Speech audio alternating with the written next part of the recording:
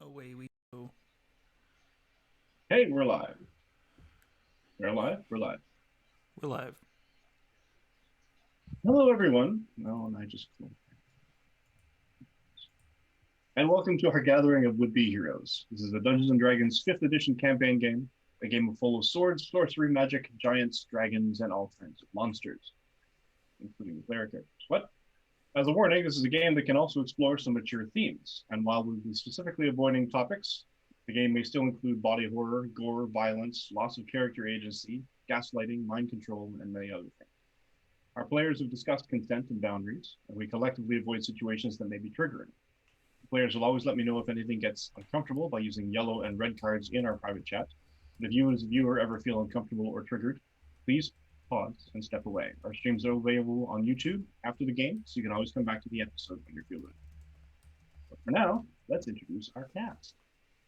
And I don't have a thing in front of me, so I'm just going to go with whatever's on my display. So, Steve. That's me, I guess.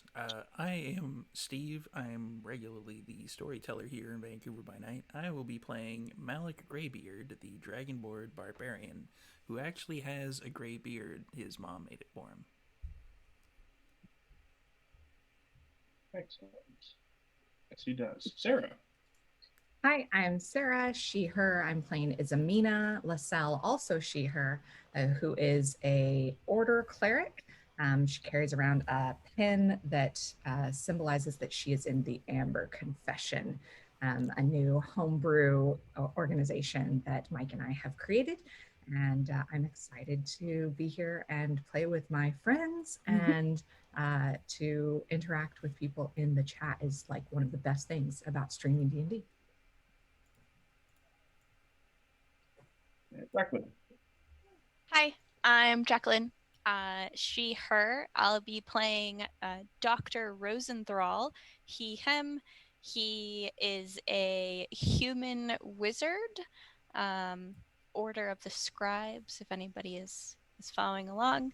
And I suspect he has a lot of questions tonight, so you might see a bit more RP from me than previously. Jazz. Hello, I'm Jazz. I play Zanel Orduro, she, her, human monk, and I can't wait for Dr. Rosathar's questions. Deb. Hi, I'm Zev, he, him. I play Marcos LaSalle, Tiefling Paladin, also he, him. He has concerns, some of which may be getting voiced this night. And Zach. Hello, my name is Zachary Naldret, he, him, and I am playing the half-elf ranger Zihana, also he, him. And he doesn't know what's going on, so we'll see what happens. I don't think any of us really know what's going on. Hence the concerns. Also, I just noticed in the chat, Kingless is tracking all of our cumulative damage as well. So that's pretty awesome. Thank you for that. Apparently, Yes, I can Very have a, cool. apparently I have a chance of hitting 100 cumulative damage tonight. So let's see. She is a stats and science nerd, and so she was like super excited to be able to like track nat ones and nat 20s for us, and she surprised me with the cumulative damage. I didn't know she was tracking that. She's gone back and like rewatched our old episodes to find all the information, so shout You out are to awesome. Singles. You are awesome. If Yes. you have like a website or like a Google Doc or something where all of this is uploaded, like let me know and then I'll like shout it out in like all the tweets and the Insta faces and whatnot. Yes, please traumatize all of us with stats and numbers.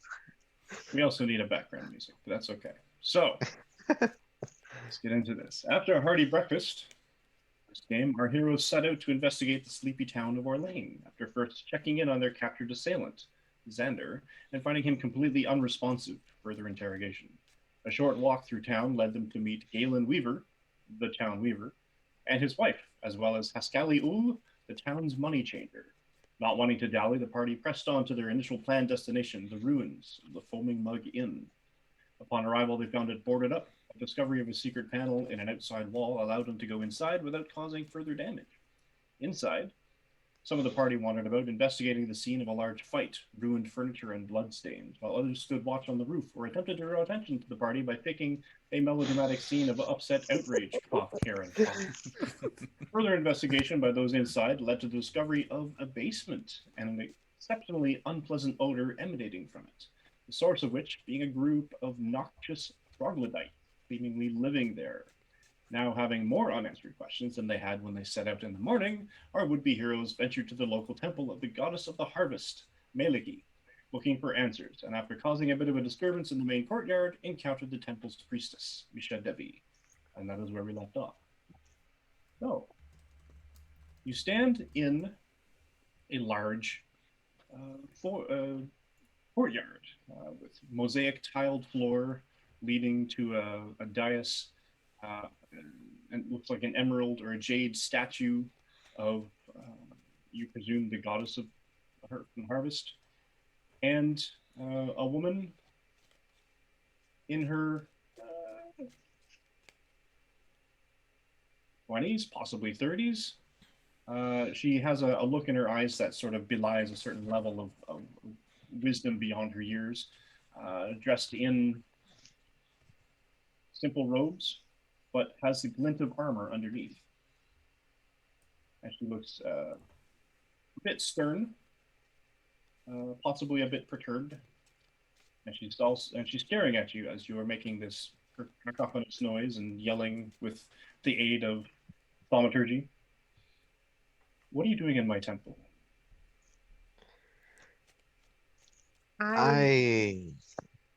We apologize. We apologize for making a noise. It's quite urgent that we speak with you.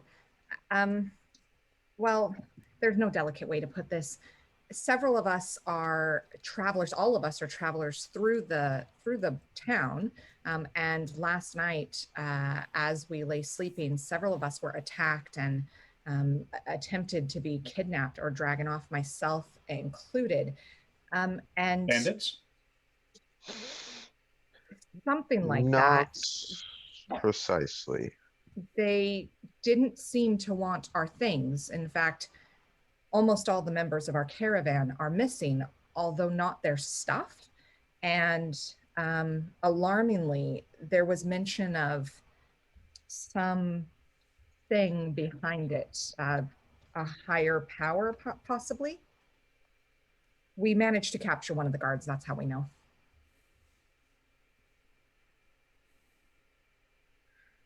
In the wake of the I apologize. My name is Isamina. I am Shield Maiden of the Amber Confession. I'll show her my little symbol if that makes any difference. This is, I'll point to Zahana. This is a member of my caravan, of the caravan that I was traveling with, Zahana. And this is Marcos. And he was also traveling as a soldier, as a protector for the caravan. There was several of us and everybody else is missing. These three, we kind of met along the way when they came to my aid, which I still greatly appreciate, and I'll smile big at them.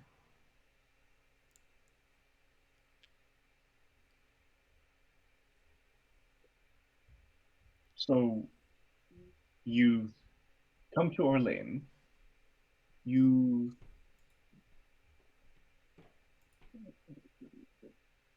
were attacked by parties unknown. Well, one of them is known. His name is Xander.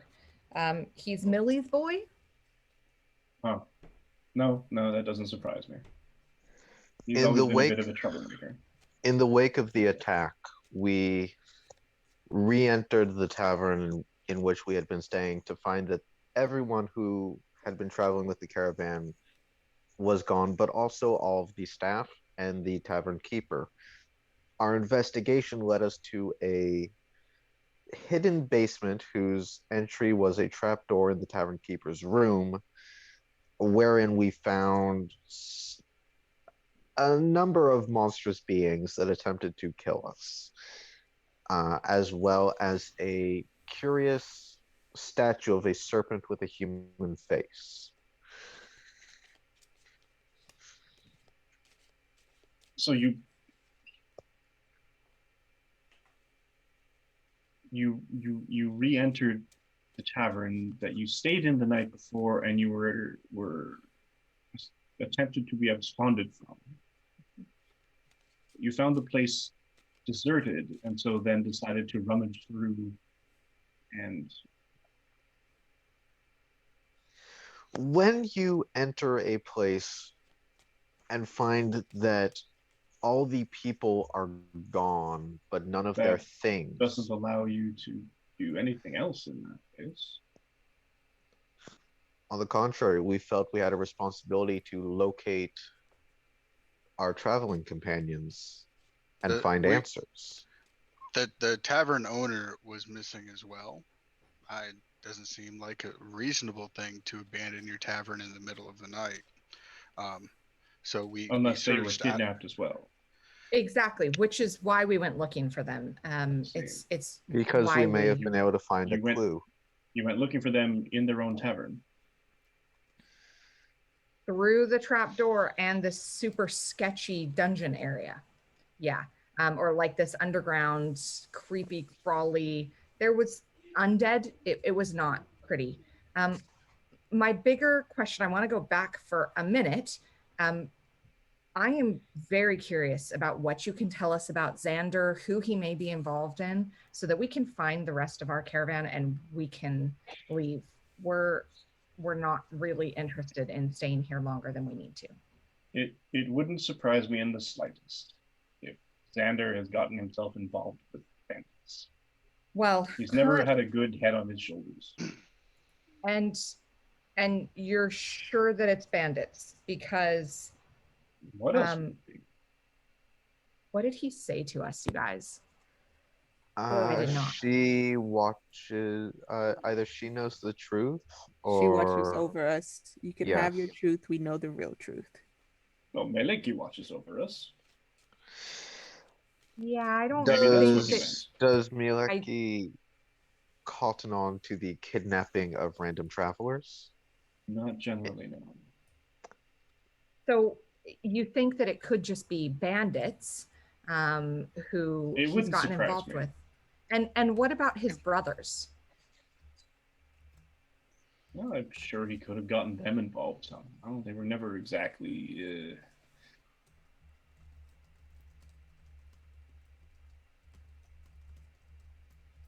clever.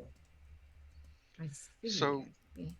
your holiness, I don't know how to properly address you. I apologize for that. Priestliness, whatever. So you're not surprised that it's bandits. Are you not surprised that bandits would take everybody in a tavern? And from multiple locations. It wasn't That just would the tavern. surprise me. Okay. Would it? But why would you suspect the bandits would have taken the people? Well, you're the one that said bandits. There are bandits on the roads. It's But- why you hire why guards. would- This is a thing. Yes, bandits on the roads, As Not in, Do bandits in towns. always infiltrate this city?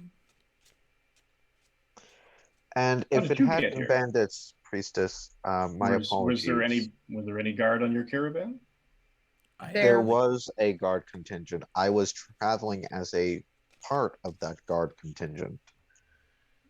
There was the one guard that I was missing. She was the head. I think her name was Satine Phoenix. I don't know where she went. Yes, thank you, Satine and Jameson, for the raid. That is extremely appreciated.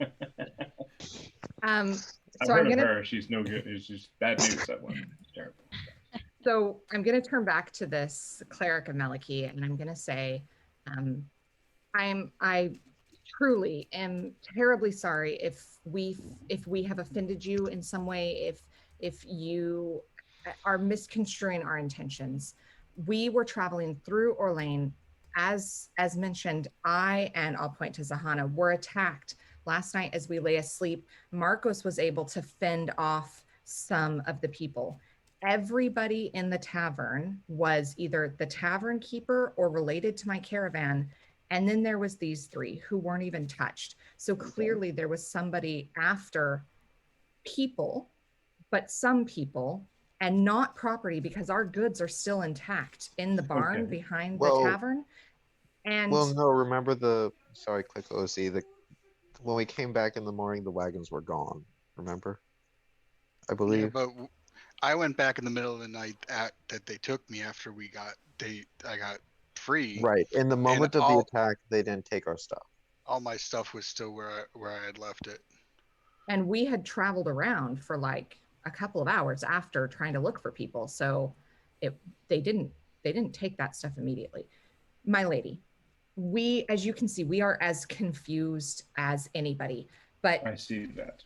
But my new friend who I've just met, Alwyn, and his wife Belba, they run the Sleeping Serpent.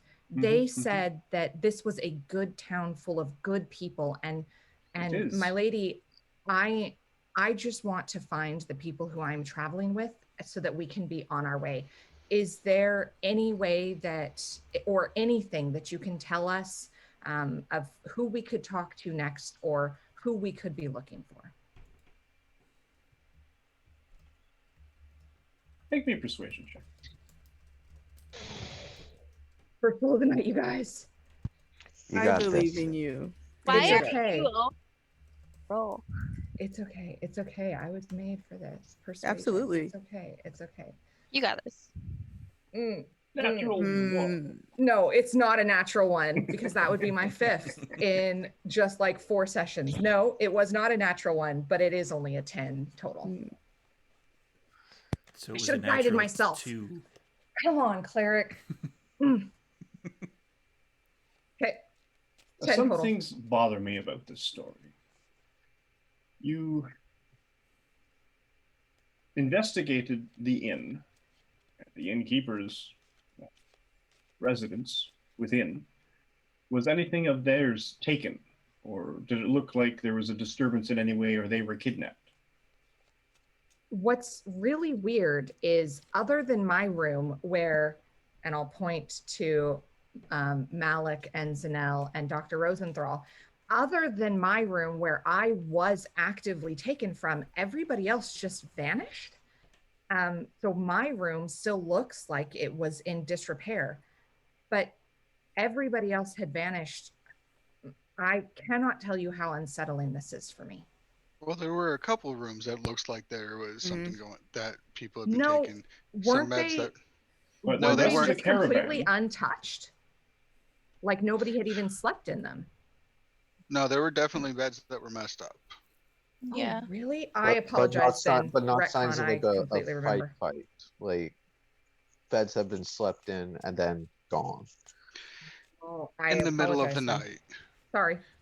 In the middle of the night, which would indicate that they would be taken,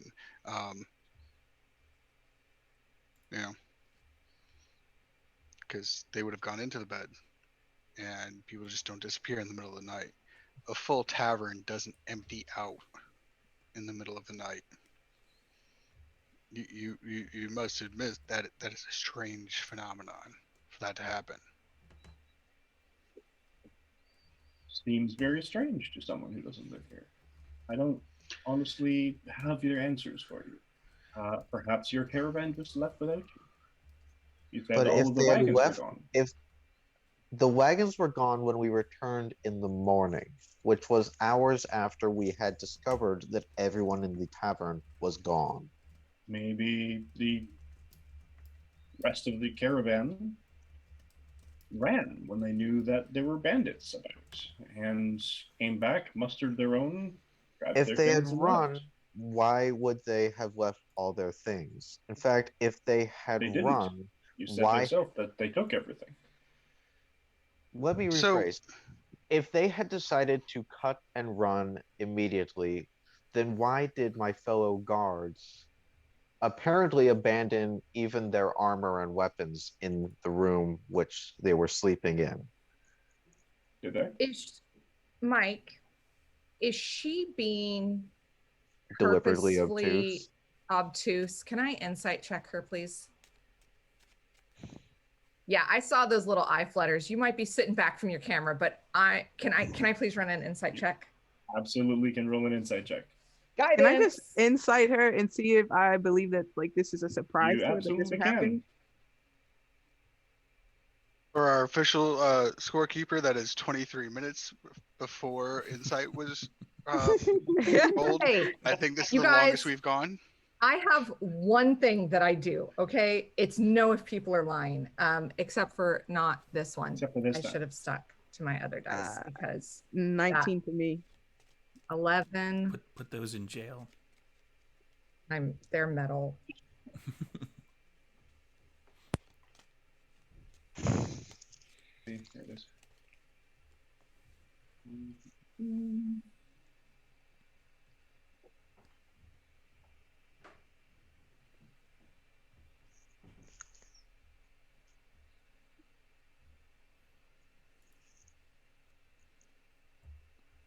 All right. Think I might have to make an Go. insight check too. On D&D Beyond. On D&D Beyond. D&D You know what? Beyond. I'm gonna Thank get in you on for this. supporting teachers and high school clubs. And us, maybe?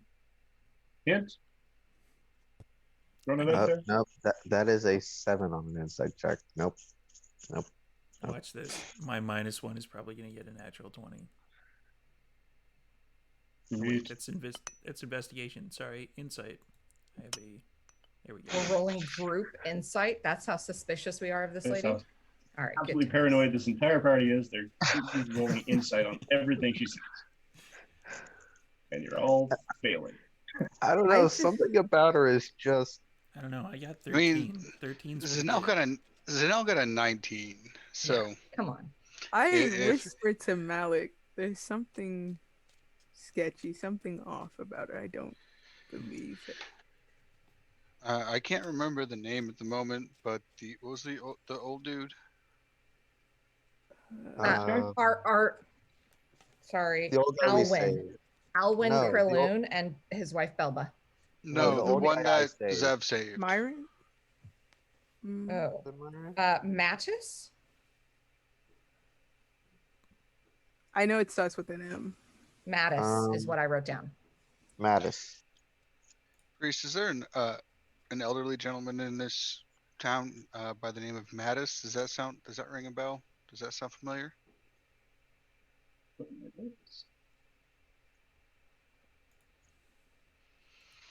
It might be something else. I was kind of in a state of disrepair. Wasn't quite myself. I had just been knocked out by Xander and his brothers, and was recovering. So Byron. Byron. Myron. His name was Byron. Okay. Myron, that's it. Are you familiar with him? Oh yes, he's our tailor. Okay. He's the person I saved from being kidnapped by unknown individuals the night of the attack. I can see why bandits might attack people who are traveling with the caravan before going after the caravan. But why would they attack him? That is a very good question.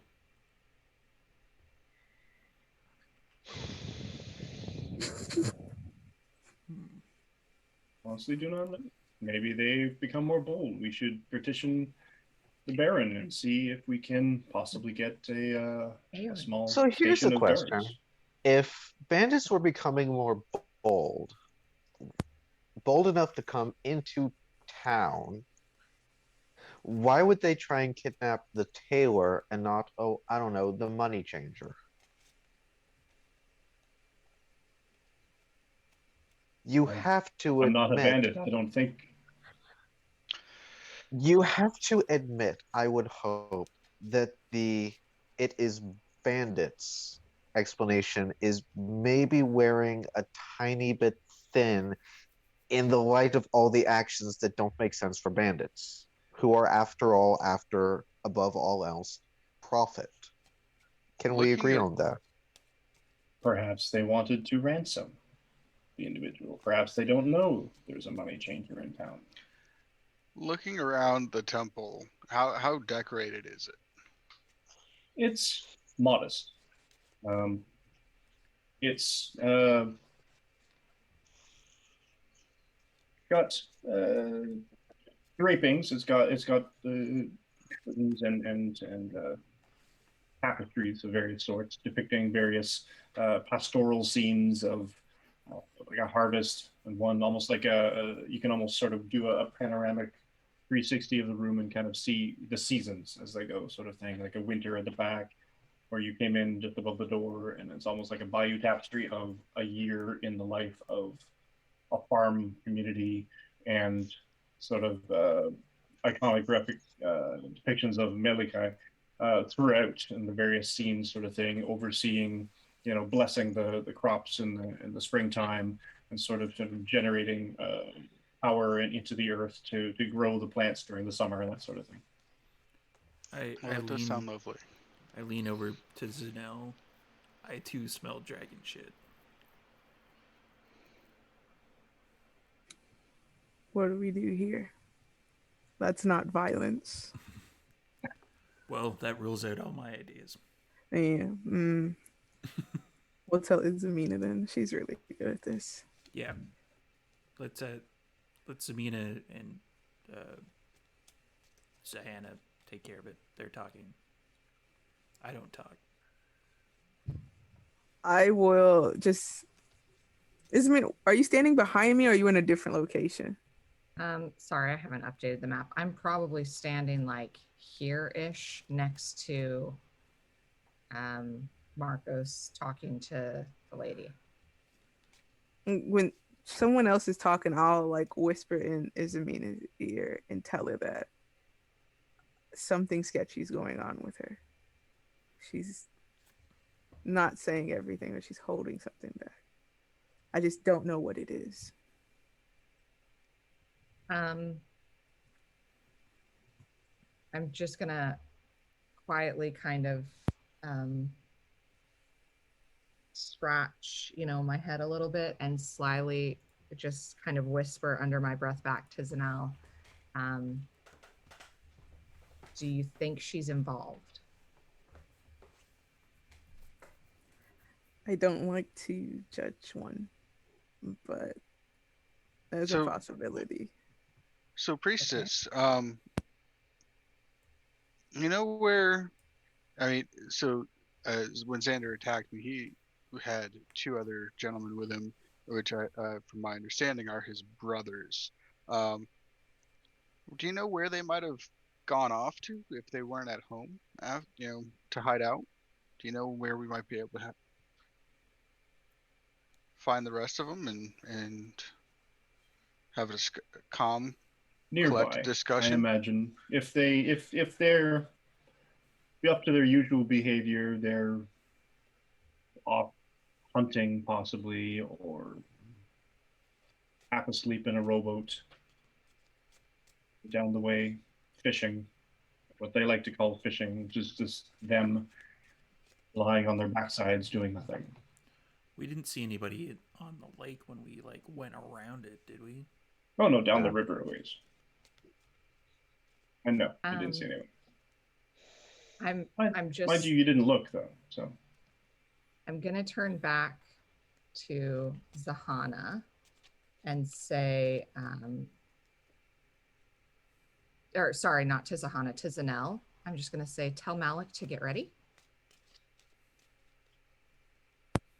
It's almost your time to shine. Hearing that, I've been holding ever since Debbie appeared, I've had my spear in the same hand as my shield. I just take the spear into my right hand. I'm gonna go down here by the door, because reasons. I am going to About grab my pen. work, am I? And I'm going to say, did I mention I'm from the Amber Confession? And I'm going to cast Channel Divinity Order's Demand. She has to make a wisdom saving throw. Okay. Otherwise, she will be charmed by me for a turn. What's the DC on that? 13. Oh boy. This is Oh, what boy, we're oh, doing boy, in oh, a boy. temple. Oh boy, oh boy, oh boy. This is when we turn to murder hobos, would be heroes. We didn't I am do that trying to like kill 2 her. weeks ago. I feel like we're already on that path. No, we whoa, were no. protecting ourselves. Oh, It's not a we here. Yeah, Janelle first is of all. not a murder hobo. When we entered into the basement I to am- kill those ghouls. I am very the opposite of murder hobo. I am charming. Everything we have killed thus far has been a monster. Yes. Except for the guy Ergo. who we waterboarded with They were piss trying- in his own robe. That They- wasn't a we. That's not murder. That was a Zahana thing. That was not a murder. He lived. Okay, Mike. He's still alive. Tell me you rolled like a 12 or something. Oh. How does this manifest? Just as I step, I'm gonna have to step into melee to show it off. I'm gonna have to get really close with her, and I'm just gonna say, "Did I show you that I'm a member of the Amber Confession? It would be very, very useful to me if you could help us a little bit more truthfully than you are right now."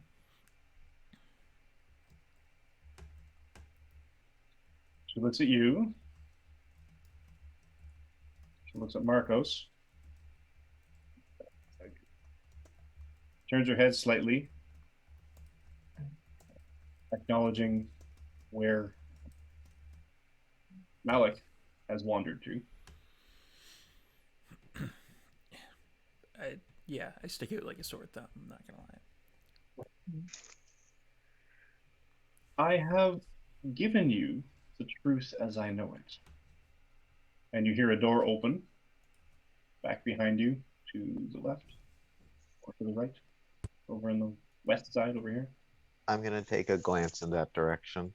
Does she And, seem a young woman in charmed? robes, similar Sorry. robes.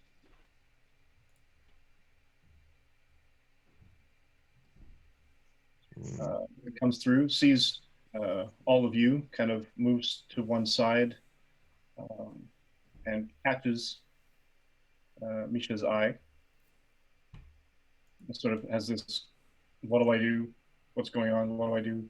Sort of don't want to headlights almost thing, and Misha's just sort of waves her away, and she sort of retreats back through the door.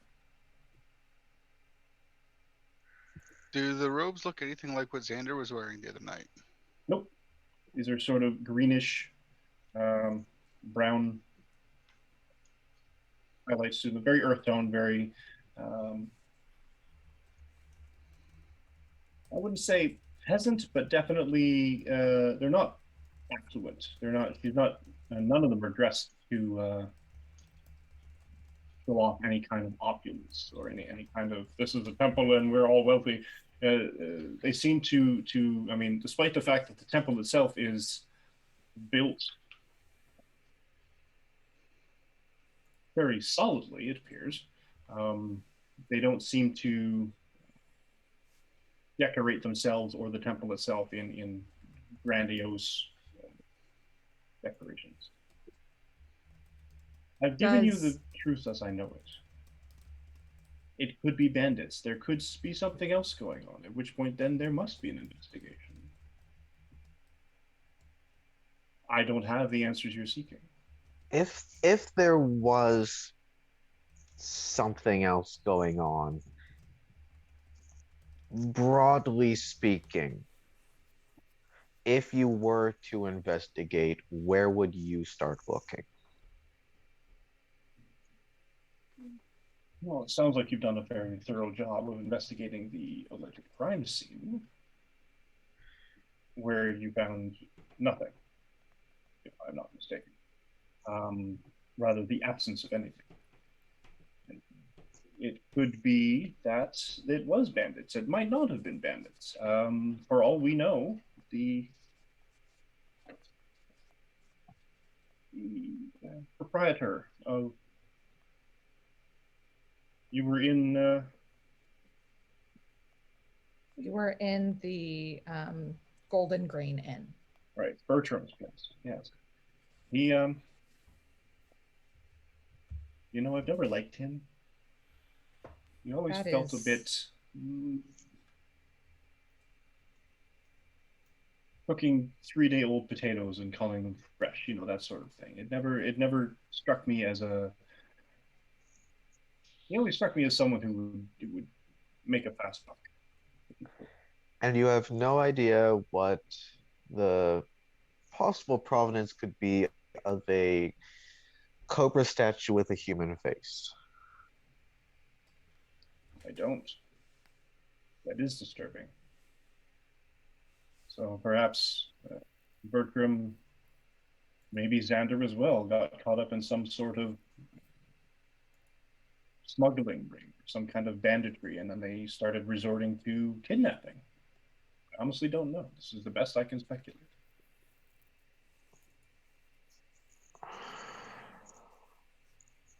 Does she seem charmed?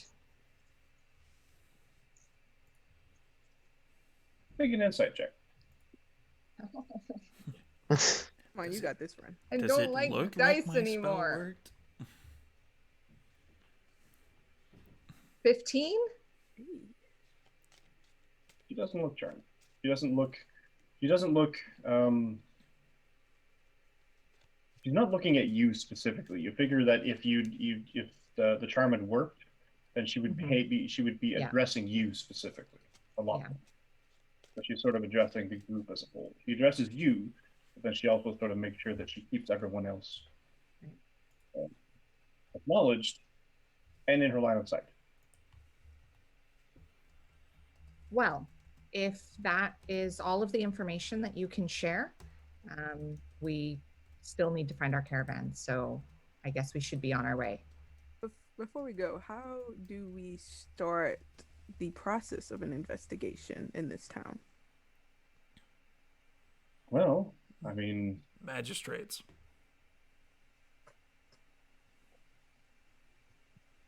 While think you have Zanel, any possibly.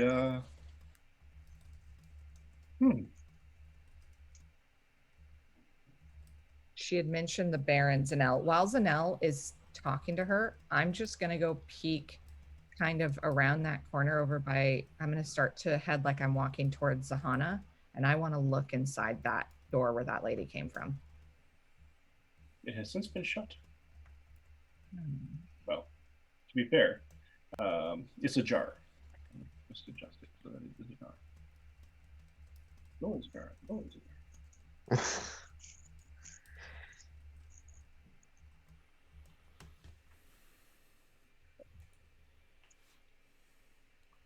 A wrong has been done.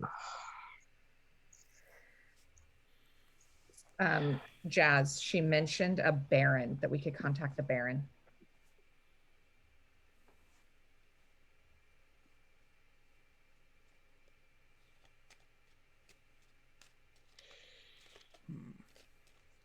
Are you doing, Izamina, are you doing anything in particular to be inconspicuous?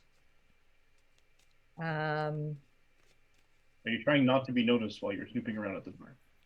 I'm gonna say, Zahana, I'm still really shaken up. Will you just come stand next to me? And I'm gonna like go walk a little bit closer to the wall and just kind of lean on it and look through.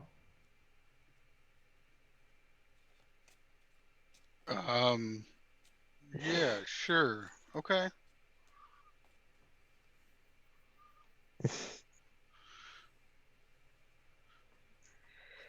I So, just look at Debbie and shake my head.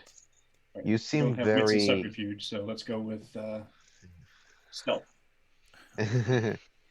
Deception? stealth. Oh, stealth. I gotta have you do a stealth. She's sort of paying attention to everyone, and there's a number of individuals, and what you're trying to do is basically be a bit sneaky, crafty. And I will give it a straight roll because despite the fact that you're in armor that would clank, you're getting assistance from Zach. All right. No, These dice are also going to dice jail. That's just a 6.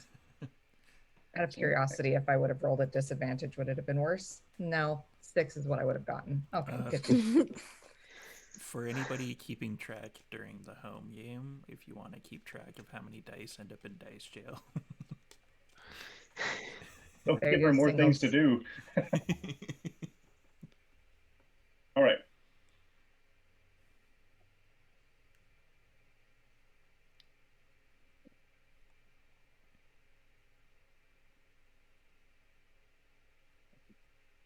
So, this is where we are then. Welcome to Orlane, such as it is. You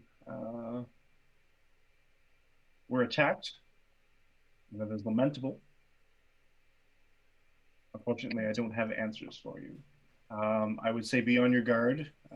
I will notify other towns members. So thank you for bringing this to my attention.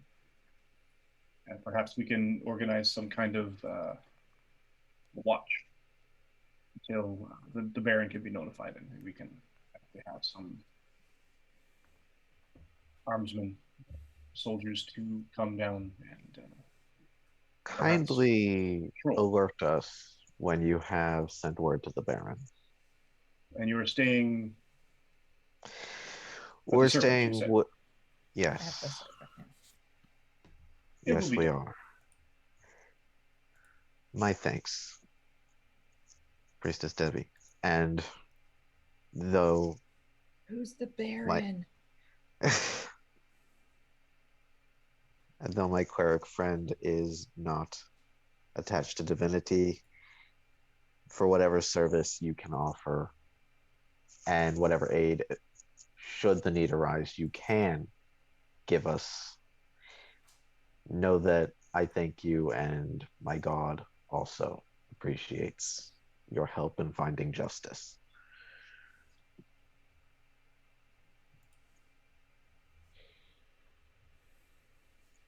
Your god is a harvest god, right? Yes. My dad's a farmer. Um, he's not really much of a religious type, but the idea always kind of. I don't mind. Wouldn't mind showing me around. I haven't really been in a temple of a harvest god before. It's something that I can, tell my dad next time I'm back home. Maybe he can look into it.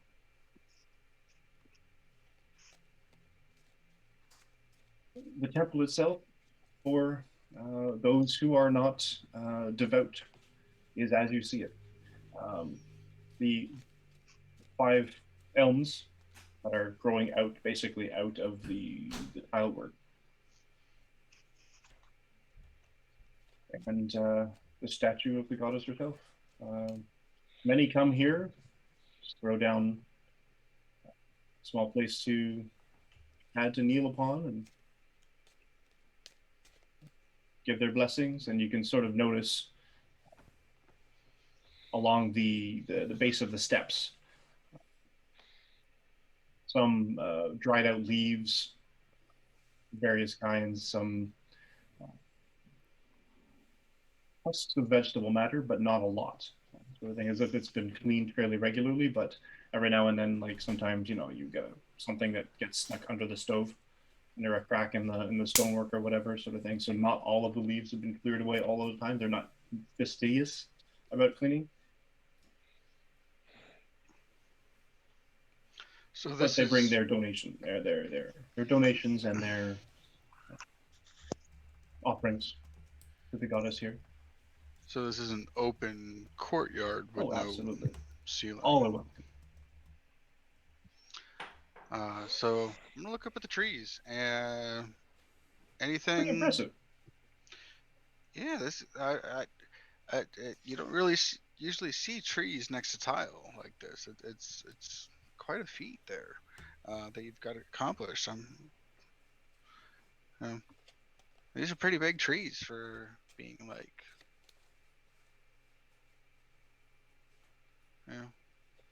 they're spaced out pretty well. Are they spaced out on the map, kind of not quite in a pattern, but kind of closes in a pattern. Well, the pattern itself, they're about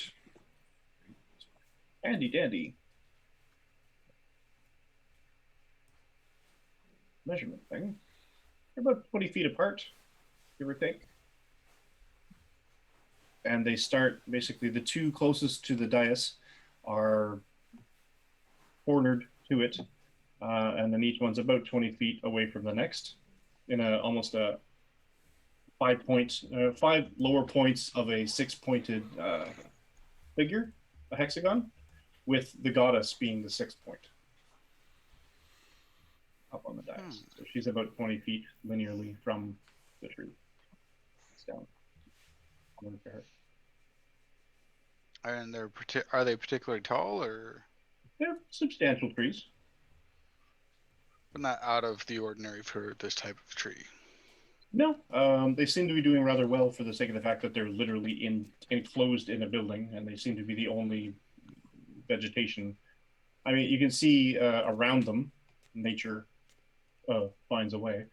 And as the tiles have been sort of lifted up around the roots, the way that the trees have sort of buckled, the way they buckle pavement, and the tiles are up and uprooted in the clasts of dirt and such that you can see there's grass growing in it because grass grows everywhere. And the occasional small flower like a dandelion here or small like a daisy, things like that, little tiny things. Anything And noticeably going, or is there anything Sorry? noticeably going on with the trees, with the branches? Birds, squirrels, chipmunks? Yep, life mainly birds. The squirrels themselves, because they're elms, so they're not really going to have that much in the way of actual edibles. There's no rodentia, but they're All right. and they come and go. I'm just gonna do a little bird whistle. More performative than anything else. Not trying to call birds or anything. And we're like, I'm gonna start walking towards the exit. What's Dr. Rosenthal doing? So he's waiting for their investigation to be over because he doesn't care at all about any of this at this point. He noticed pretty quickly that she was not willing to really like work with them. So he's just kind of waiting for everybody to get ready to leave before he talks to her. Which actually, if Sahana is on his way out towards the door, this is probably the perfect time. So Rosenthal is going to take a step towards her, I think.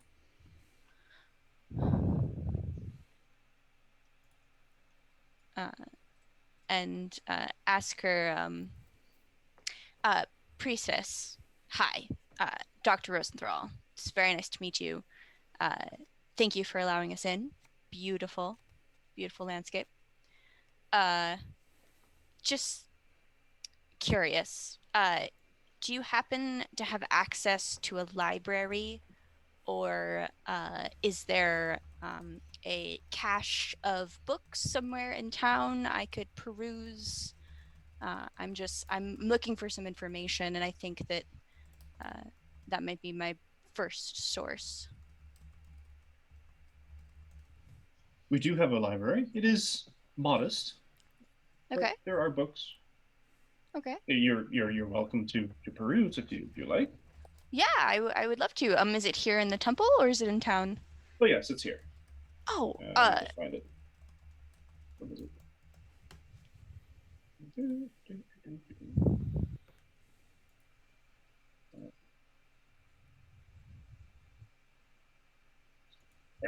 Okay.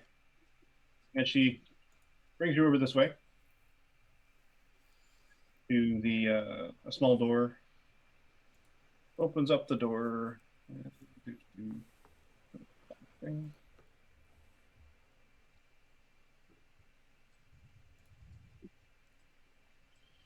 And the door opens to a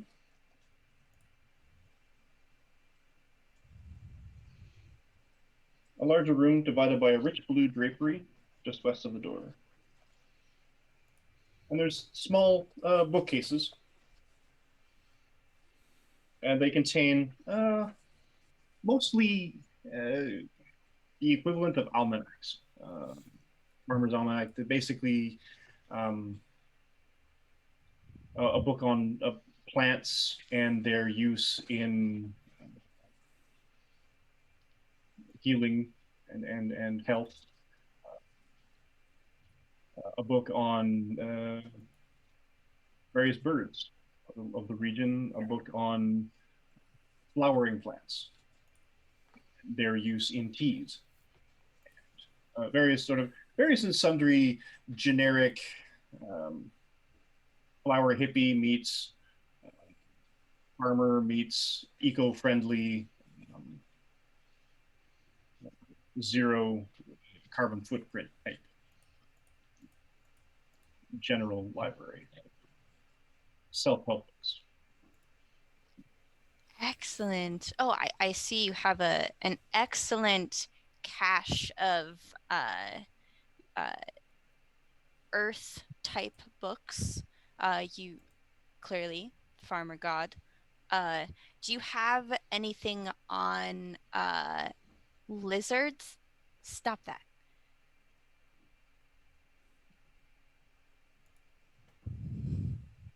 I'm not sure. You know what? I haven't looked at this library in a long time. Okay. And she comes in with you. I'm just gonna mumble how it's funny that when the half elf asks to see things, they get it shut down. When the humans ask to see things, they get shown into the library. Mm-hmm. Oh my goodness, I am, and she looks genuinely upset. It's like you caught me at a wrong. Come in, please. I'm heading into the library then. My manners, and it. I will follow. And please excuse my. I was feeling defensive because of. Well, your news is a bit disturbing, and we try to put on a brave face as best we can. So it generally, the town itself doesn't like outsiders generally. So if there was an attempt at kidnapping for whatever reason, and young Xander was involved, that's not really surprising because he and his family have always sort of lived here, and they've always been very xenophobic. They just don't trust anyone that isn't from Orlane or hasn't been here for 3 generations. Yeah, Myron was kind of like that too, to come to think of it. He's an odd duck. Yes. He's been here not quite so long, but he's old and frail, and he gets defensive. Kind of a crotchety old fight. I noticed.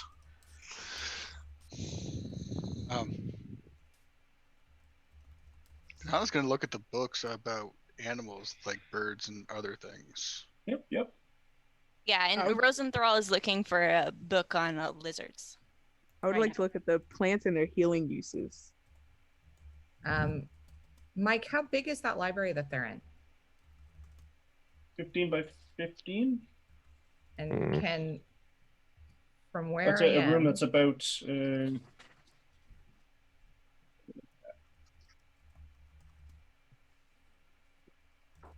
There's actually she pulls aside the curtain as well, and there's a further area. Actually, mark that. Can you actually see it? Yeah. Yep. Where you've got a long through an area rug, a round table, some chairs sitting around the table, a few more books on a book stand, but generally sort of it's a kind of a loungy, not quite meditative, but definitely relaxing sort of. But please make yourselves at home. Marcos, I'm sorry, Zahana, go ahead. I'm gonna take the book and go sit down and continue to talk. and essentially try to keep the priestess' attention on me while we're in this other room separated from the rest of the party that did not come into the library. Yeah, dog. Oh, I love it. The second that I think that I'm clear, I'm walking into that other room. Okay. I'm grabbing the flowering with the tea, and I'll go sit with.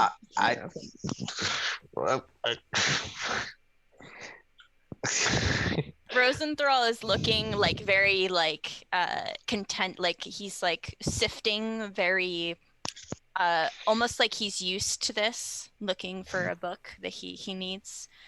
He's like meticulously reading and maybe like mumbling to himself, and he's occasionally hitting his ear and saying, "Stop that! Will you please stop that?" For those in the room.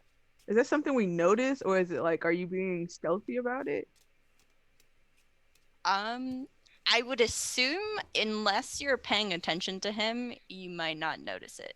Okay. Yeah, I'm just standing by the door because nobody told me. You're muted, Steve. Oh.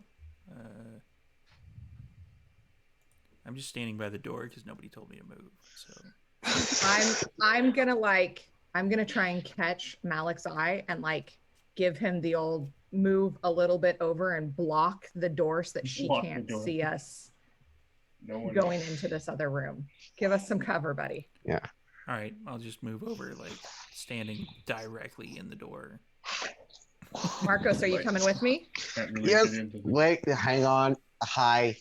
Yes. Marcos hi. I hope this attack is not foreshadowing what's about to happen, but I'm ducking into that other room, and Marcos, I'm assuming, is right on my tail. Yeah. The only thing Marcos does,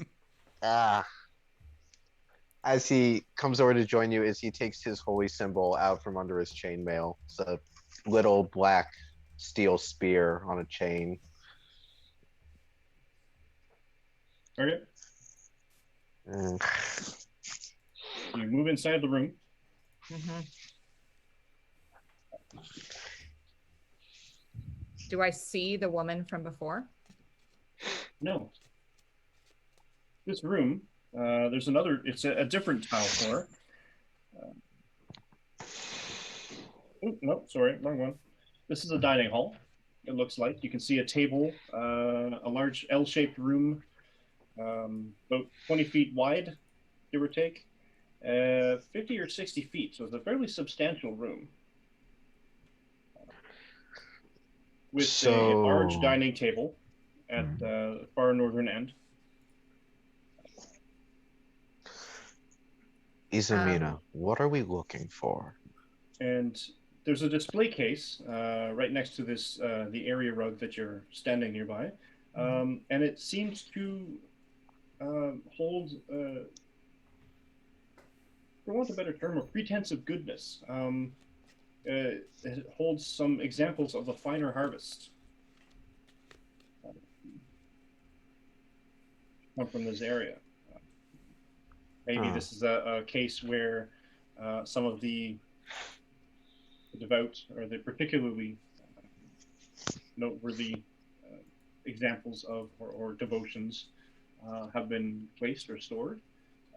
There's a very large carrot, a cluster of tall wheat stalks, a plump ear of corn, and a bottle of wine.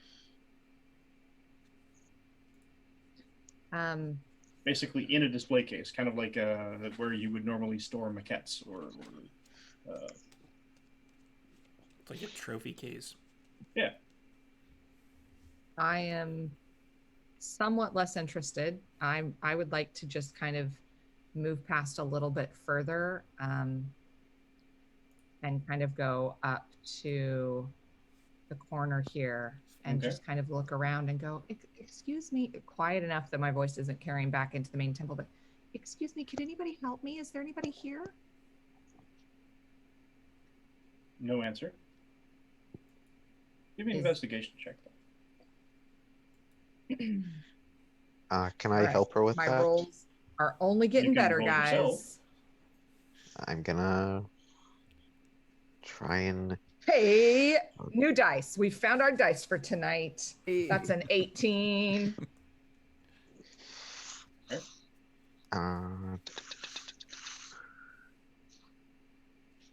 There's nothing really odd, I guess. It's a dining table. There's 10 places. It has a candelabra with some half burnt out candles on both of them. It's a standard sort of large serving table. There are 4 places set that were recently sat at because there is still food on the plates.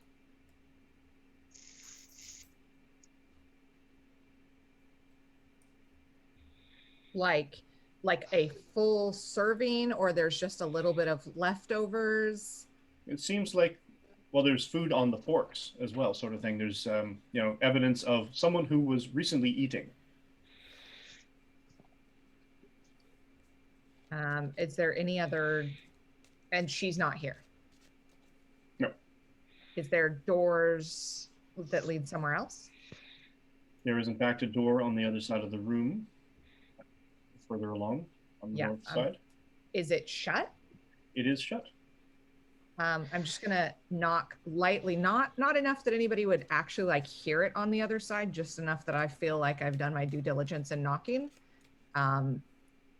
I kind of hustle down the length of the table to catch up, and I'm just, Izamina, what are we looking for? And I'm keeping my voice down. I want to speak to the other person because they may know or may have heard just a different perspective. It's important when trying to find the truth that you interview lots of witnesses.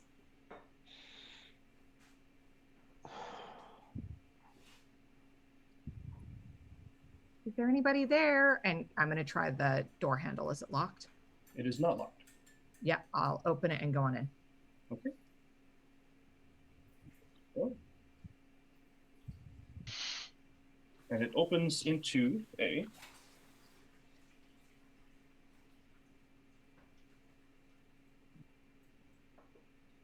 hallway down which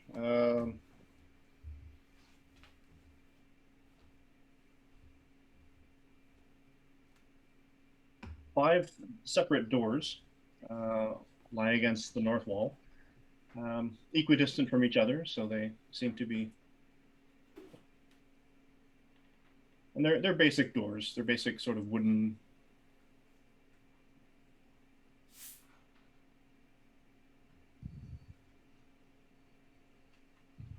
They look like doors to bedrooms. Do they have any symbology on them? The best thing I could describe would be the doors leading into a confessional. So basic door, nothing fancy, nothing anything else. But there's nothing that betrays what's inside other than. And is there a door to exit this, or is this the end of the line as far as this hallway goes? As far as you can see, it's the end of the line. I am gonna go to the first one. Hello, is there somebody there? Can somebody help me? Make a perception check.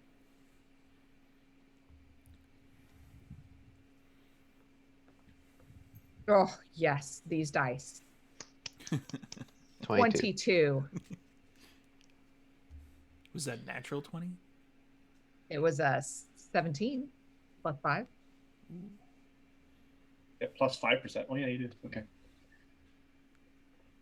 I do 2 things. I insight and I perceive. Those are the things that I do. This is my thing. Leave me my thing. You knock, sort of gently. Hello. No, you hear nothing. To the next door. I'm looking for a person. I'm not looking for their stuff. I'm not rooting around. I'm looking for a person. Okay. So I'm just going to go down the hallway until I find somebody. Okay. What's Marcos doing? Marcos is kind of standing with his back to the wall so he can see all the doors and the door they came through, and he's kind of having like a little crisis of like, what would I do here? And he's trying to think like what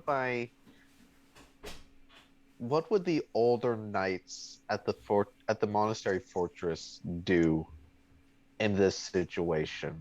Like what am I not doing that my mentors would be doing to get to the bottom of this problem? And probably the answer he's coming up with involves a lot more like heated irons and unpleasantness than he's tried. So he's kind of keeping an eye on things while he has a little mini like, oh, am I doing enough?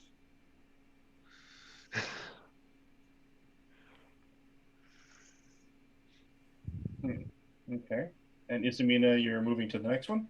Yeah, I'm just gonna You're knock moving until over I there? find somebody to talk to. Okay. Both of you make a perception check. Oh boy. It's a Like my gelatinous Rubik's passive- Cube. Yeah, That's 24. that's a 7. I hear and see nothing. He is really worried about what his mentors would be telling him to do right now. So you're Zahana is sitting reading his book on birds. Zanel is reading your book on herbs and their use in healing. She manages to find Dr. Rosenthal a book on lizards and frogs, and they're very, hastily sketched and such, and it talks about fantastical things about frogs with, weird things and lizards with wings, and it almost gets almost fantastical, like a sort of make-believe children's book. It's like, yeah, look, dinosaurs are real, that sort of thing. Are they real in this realm? Yes. You don't know. Look in the mirror. Yeah. And Misha suddenly, oh, excuse me, I completely forgot. I have to do. Forgot. Wait, but I have a question about this bird. I'll be right back. And Yeah, I'm still standing in the door. Excuse me. Yeah, I ain't moving. She's going to shuffle past you. She can't. Unless you're going to grapple her and stop her. I legit take up the entire door. Grappling. What is grappling? And this is the only book on lizards you have? You don't have anything else? I'm just curious. It doesn't seem to have what I was looking for. Come on, say athletics. Say athletics. What about other animals in the area? Yes, Do you have anything athletics. about things besides birds? So it's an athletics check? We're gonna get ourselves kicked out of the town. Damn right. Bam. Yeah, but listen, we're not leaving though, so. That is a non-natural 20 because I have a +5. Hey. It is a cat-assisted 20. It is a cat-assisted 20. Say hi, Despite the fact that she is in some kind of metallic armor, she's somehow lithe enough that she squirms out of your reach and sidesteps past you into the open area. Oh, she's gonna wear a maul. I will be right back. Excuse me, I will be right back. And she starts basically moving towards her office, or the door she came from. I yelled to ask her to bring like something to write with because I don't have anything. I'll do that. Yes. Rosenthal takes this literally, and he like just hands you a paper and quill. He's like, oh no, I totally need it. Thank you. I have some, and he just like hands that to you. Yeah. And then he looks at it, and he's like, "Oh, you don't have to write anything. I could take care of that for you." And he magically makes the quill start doing things. Okay. For this you. is super dope. And I'm just taking notes while I'm reading. Unless Malik is doing something to stop her, she ducks and she walks into the keep an eye on her. She goes into the room through the door that she came from. Here. That's the one they went in, right? No. Nope. No, Okay. on the other side. Then yeah, I'll just keep an eye on things from that point and see if she comes back out, because all this fancy book learning is not exactly up Malik's alley. How does the quill know what to write? How does that That's work? what I want to know. like, wait, Like, but Zanelle, when you're reading it, it's only about lizards. Is it? Wait, it's reading. Is it writing what you're thinking? What you're reading? How does that help to know? You know what? I'll just wait for the priestess to come. This is really cool though. You don't want this anymore? I don't think it's useful to me. Okay, I'll just at take that this back stage. then. I apologize. It's super cool still. Super cool still. Whatever it was saying about lizards, I was really intrigued, but it was just throwing me off from my book. So I'll come back to it. Oh, you're also not reading about lizards? No. Why would I read about lizards? Why are you so interested Why in would we lizards? not be reading about because we fought lizard creatures in the basement of that rundown building? Wouldn't you want to learn all about lizards to figure out how they could evolve to become those weird creatures? I'm just really mildly fought- paying attention to this. We fought undead in the other basement. So Yeah, I mean, was gonna ask for ghosts and. Do you see anything about ghosts and ghouls on this? And then he like immediately just turns and he's now looking for a book on I dead feel like things. the best way to learn about these things is to talk with someone who's fought them or know them. You Yeah, know? that would be Talk us. with the and elders. I asked you guys, and you guys don't know. So I I'm just gonna- fought it that one time. I mean, someone who's more knowledgeable. I know if You you have to go to shoot the it elders. enough times, it stops moving. That's Well, what I've learned. Okay, That's the sum great. of my I'm gonna knowledge put on that them. down, and he has this quill. Write that down for him. If you shoot enough times, it dies. Malik I is didn't just actually gonna- check to make sure it was dead. I just know it stopped moving. Yeah, Malik is just To be gonna fair. hold his maul back, like, kind of like, twist it a little bit, like. If you hit it, it stops. I see. So, Okay. Isamina, the fourth door down, because of your high perception roll, you hear something.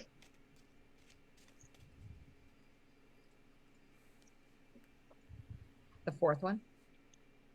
Yeah.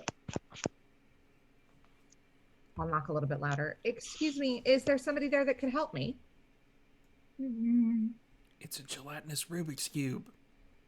Is that what I heard, Mike? Yep. Not the gelatinous Rubik's Cube, but sort of a sniffle. Excuse me, if there's somebody in there, can you help me? I'm giving them one more chance to open this door, and then Marcos is knocking it down for me. Fallen told. Tasked, told, and asked. Tasked. I love the power duo, though. I'm a big fan. I have a strength of 10, so I am not knocking down the door. I feel like you can do it. Just roll good. Yeah, the way this configuration looks, it kind of looks like it's washrooms. You might be like busting in on somebody reading the news or something. Like, That's Excellent. a nice euphemism Okay. for that. They're reading the news. Did I mean, what do you do in the washroom, really? Mike? I'm What gonna. we call Twitter news. I'm just gonna reach for the handle. I'm not opening the door. I'm just checking to see if it's locked or unlocked. It is not locked. Thaumaturgy. I'm gonna make the biggest boom. Oh no! No, I'm not. No, I'm not. No, I'm not. Just Hold on. open- Just give me a just- second. Just give me a second. Yeah, that'll definitely help them read the news. Just give me a second. Marcos is kind of Ah, seeing Isamina pause, has kind of walked over and looks at the door. There is somebody in there and they are not answering. Listen, we just need to talk to somebody. I need some help. We're going to open the door because I need somebody to help me. And I'm going to take one step back and kind of move Marcos in front of me. I was already stepping forward to put myself Great. between Izumi and the perfect. door because it's been that kind of 24 hours. And I'm gonna kind of glance over my shoulder. You want me to open the door? Yes, please. You want me to put the hammer down? My hands are busy, Yes, so I'm kind of raise my spear hand, make a little gesture, and I'm gonna thaumaturgy the door open. Okay. You pop the door.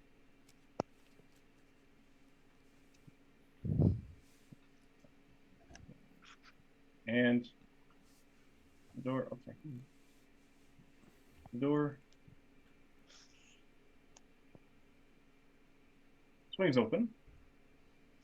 And you see a man. He's all crouched down. And Told you. and he sort of straightens up, turns around. He's dressed in brown robes, The same brown robes? the same brown robes. Oh, Dun, Oh. dun, dun. as soon as I see it, thaumaturgy boom as loud as I can make it. I want everybody else coming to us. Hold on. Pause for dramatic effect. I love how Izamina handles things. By When letting in other doubt, people handle it. boom. Yeah. Because I'm the leader By and I let other people do the stuff for me. by Sure, deafening sure. Marcos, like.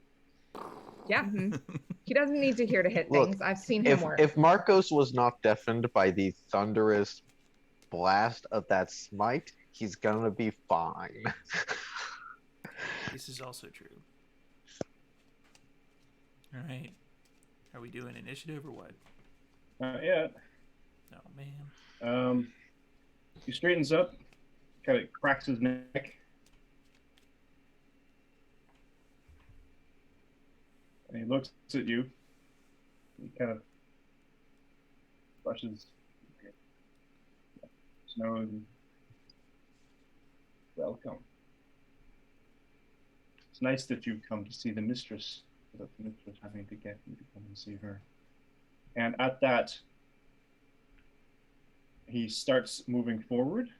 No, don't move forward. Don't move forward. When he says that, my response is the most blistering curse in Infernal, and I'm going to basically shield rush into the room and try and run him through the stomach. Sure. And the second Marcos gets through that door, I am slamming it as loud as I can. And leaving yourself in the corridor? That thaumaturgy piece. If that's how I can make the boom, I don't know how He's else to do hoping it. that You can make a Malik will boom by come. stomping on the ground. Like, Can whatever you do. You can, I think it's specifically, you can It even just amplifies yell. noise. It doesn't actually make it specific. Oh, Yeah, I see. I see. you can even just yell. Oh, you can create an instantaneous sound that originates from a point of your choice within range, such as a rumble or thunder, the cry of a raven, or ominous whispers. All right, I'm gonna let Marcos do his thing, and then I'll go. Okay. And 4 other individuals from the other doorways step out.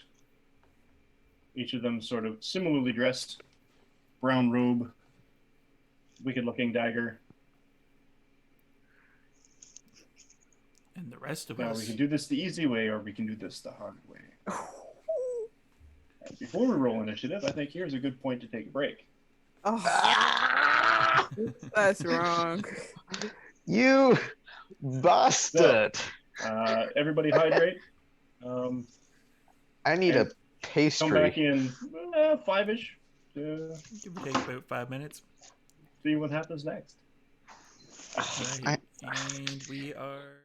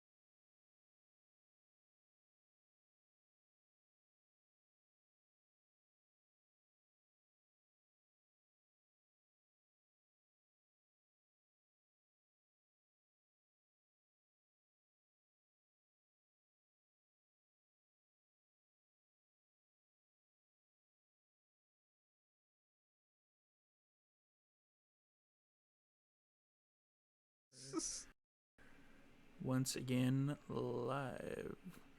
Roll for initiative. Roll for I don't- initiative. Wait, no, what? I don't want to. Ooh, nice low roll. That's a always 17. comforting. 3, baby. 3. Are those of us not in the room without having been? We heard the thaumaturgy roll. I got 19. Have I gotten to cast my thaumaturgy? No, you hadn't done anything yet. Not yet. Yeah. Yeah, you said you were waiting. So I mean, I imagine I'm not gonna. I mean, I can roll initiative to read, but The books are should. mimics. Roll initiative an 8. to read. Aggressive research with Marcos's face. It's like There, reading the news. 3, you really. said? 3, Zamin's got a please. 3? Okay.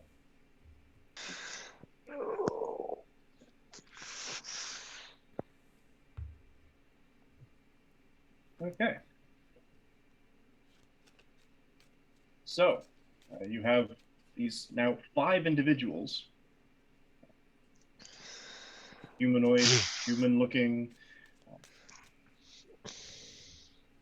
brown robes. Look like they're carrying some kind of daggers or small clubs. Zev. Oh, excuse me. Marcos. Yes.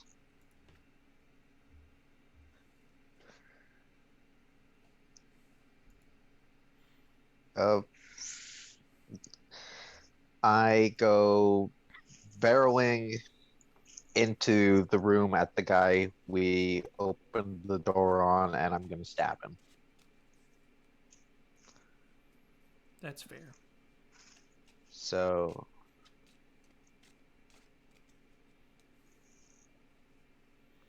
that's a That- 13. A 13? I was just about to Yes. say natural 20, but okay, 13. Does 13 hit? Just double check.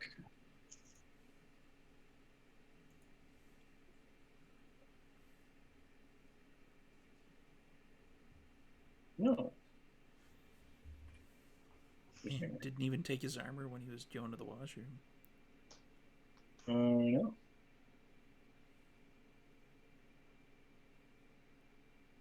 So you stab out with your spear, and it catches a bit of the robe and catches some of the leather armor that you now notice underneath. Shredded his newspaper. And I'm going to, I believe Thaumaturgy is a bonus action.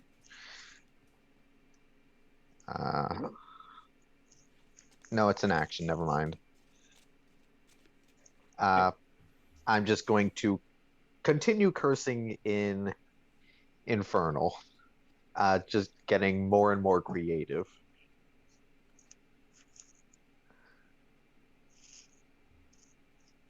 Alright. The guy takes a swing at you with his club. Misses with a hearty 10. Yep. And the other fellows, they move out and they basically start moving forward to flank. This guy moves up. This guy moves there. And next to Izamina takes a swing at you with a particularly steep club, and these guys are completely incompetent. I may just switch dice. And he has missed as well. All 3. Glancing blows against your shields, glancing blows against your armor. If you didn't know better, you'd think they were just trying to test your metal. Aha! See what I did there? All right. Boo. Izamina, you're up. Okay, the first thing I'm going to do is thaumaturgy. I'm going to cause my voice to boom. I'm just checking to make sure that this spell does what I think.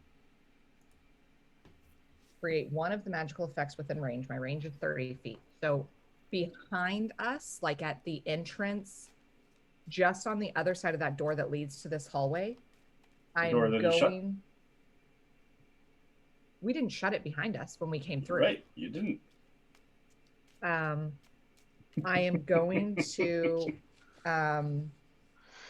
pause. Like they don't want you to get away. Oh, it's shut. It is shut They though. closed the It door. is shut. Yeah. Oh, I Close see. the door on They, you. within range. It doesn't say that I have to be able to see it. I know that there is space on the other side of that door. I am going to Fair. have a voice boom. She wants them alive. Don't hurt them.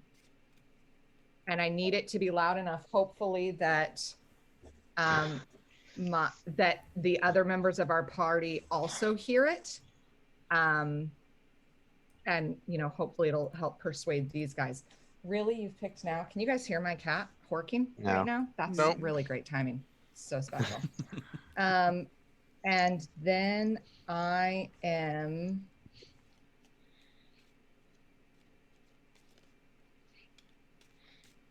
going to cast shoot.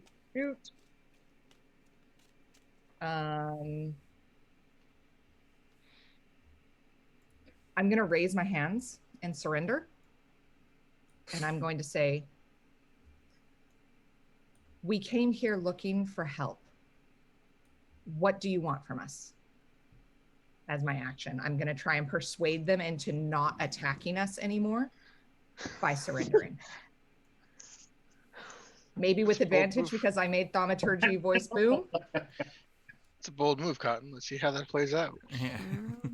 Meanwhile, your I friend made the continues trying to Thaumaturgy murder voice everyone he can boom. get to. All right. So you make your voice boom up to 3 times as loud as it normally is. No, it doesn't have to be my voice. You want just a voice? It's And it says a your voice. voice. No, it says you can create an instantaneous sound, Yep. such as the rumble of thunder, the cry of a raven, or ominous whispers. But that's different from the your voice booms. But I don't want it to be my booms voice. up to 3 times as loud. No, as I don't want it to be my voice. I want Right. it to be a voice on the other side of the door saying she wants them alive. It's a bit of a. Is that a bit of a stretch? It's a bit of a stretch. It's kind of 2 stretch. It's 2 steps in a sense, where you'd be amplifying your voice and you'd also be booming it and throwing it, sort of thing. You can amplify your voice as you speak. You could cause a sound effect to happen at range. Okay, then what I'll do is a sound effect at range as loud as it can possibly be. Oh. Whatever the equivalent is, like the fight bell before like a boxing match, like the ding ding. That whatever our common equivalent understanding of that is in Greyhawk, that is the sound. I'm still putting my hands up and I'm going to say, we came here for help. What do you want from us? All right. Let's get ready to rumble.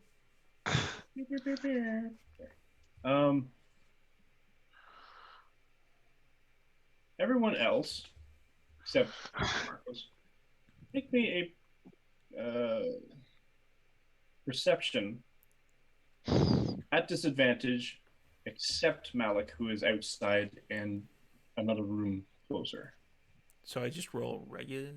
Regular. You roll regular. Everyone else at a disadvantage because you're nestled into a nice little room with stone walls. I got a 9. You're blocking the sound so that we have disadvantage because you're so big. Yeah, it's true. And you're blocking. And you block them. It's a 15 for me. It's a 5. Excellent. What were we rolling again? I forgot. Perception. Perception. How do you set disadvantage on D&D Beyond?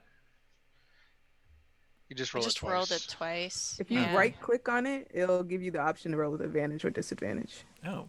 Oh. Oh. Ooh. Well, I'm using meat space dice and I got a 6. D&D Beyond! D&D Well. Beyond! So, Malik, That's me. you hear What was that? It sounded like a hammer striking an anvil. No, it's not an anvil. It's like a bell. Mom's dinner bell? No. Oh fuck, I'm hungry. I'm gonna go. No. But yeah, you definitely heard a bell. Some kind of a ding, ding, ding. It was quite loud, but it was Bells from usual for this kind of the direction where. temple. I don't know this temple. I don't know if a bell is a normal thing or not. Bell? I didn't hear a bell. Came from Bell. where they went. Which one? Priestess? Izamina and Marcos. Shush, shush. Oh, do you think that they have crackers? They might. I think we should just go check on them. Maybe we can go get a snack. Okay. Okay. But I'm gonna bring this book with me though. Yeah, I'm bringing both the books I have. I'm Yeah. just gonna put it in the bag. Yeah, I'll get Got my bird the bag. book. Let's go. Walking it with their library books. Yeah. All right. Are you making there with any haste, or are you just sort of meandering? Just getting crackers. So just, Yeah, it's normal kind of- pace. Honestly, it's kind of a meander. I heard bell. Yeah, Yeah. it's. I'll be looking around. I'm scanning the area. I don't know if there's any reason to hustle over there, so I'm gonna be looking around and taking in the scenery while I So if you move 30 feet, maybe look up at the trees while we pass to see if there's any birds that I recognize from the book. 30 feet there. That's almost 2 rounds of movement. If you all are meandering. Unless you're using your action as a move. I mean, if we hear Yeah. well, yeah, we're using our action as a Yeah. move because we're not actually doing anything else. We're just wandering. All right, that's over fair. them. So you get another. You're about in there or so because you were ahead of everyone else. Do you think they'll have good fruit here? Or is it just going to be like crackers? Oh I'm- my uh, god. Marcos, you're up. It'd be cool to have some nuts. Okay, I'm using my bonus action to cast Thunderous Smite, Okay. and That'll I am be- stabbing that'll a be- fool. Yeah, that will hear. We've already heard it before, so that'll alert us. 16. All right. That is a hit. Okay. So damage for the spear. 4. Damage for the spell. Thunderous Smite is 9. So 13 points of damage, and he needs to succeed on a DC 13 strength check. DC 13 strength check.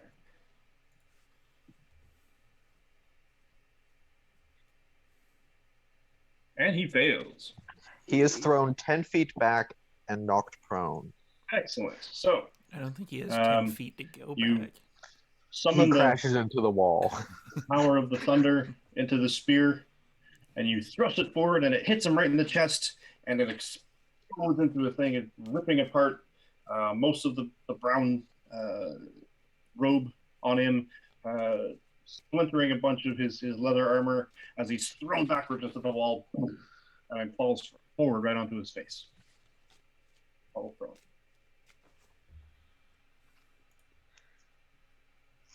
Still speaking in Infernal, just growl at him and stay down. Not sure if he understands Infernal. Don't I'm judge sure him. I'm sure the sentiment has gotten through to him. I'm guessing he's still too far away for us to hear. No, Thunderous heard. Smite is everything within 300 feet. Here's the thunder. Boom! I meant the infernal. Yeah, Oh, you yeah, don't- you no, can't hear the infernal. you don't hear Okay. the Infernal.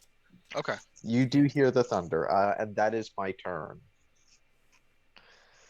He looks up at you and he says, in Infernal, "You think you're going to win?" And he grins really evilly You understood. as your friend is attacked. Plot twist. Dun dun dun. That's got to be a disadvantage.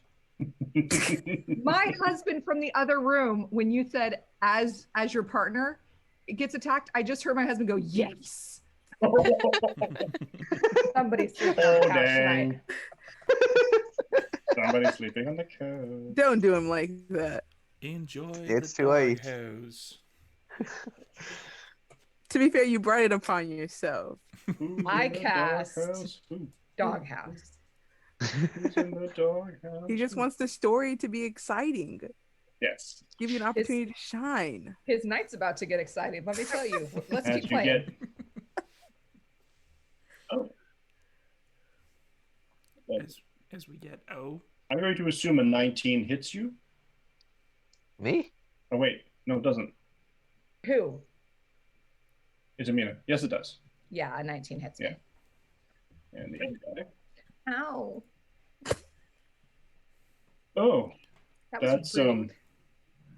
I think I might take a picture of that. Oh no. That's That's rude. I've got my hands That's a pair up. of natural 20s, is what that is. Oh. You said it was a 19. Oh no, that was the other guy. He rolled There's- for all three. There's two guys attacking you, and they're flanking you, so they get advantage. So, one guy hits you with a 19. The other guy rolled two 20s, so hits you with a natural 20. Ow. this is gonna Uh-oh. suck. Oh. And the guy on Marcos, I drop my human form. 22. Nice. Bronze dragon. So, is him? Oh, look. Wow. Okay. Pumpkin spice dragon. I think Kingless wants the photographic evidence. That's what they said in the chat. Izamina takes a total of 6 points of bludgeoning damage from two different individuals, kind of cracking you about the head with their clubs. They're blackjacking you. They're trying to knock you out. And Marcos, 3 points. What? 3 points. Okay.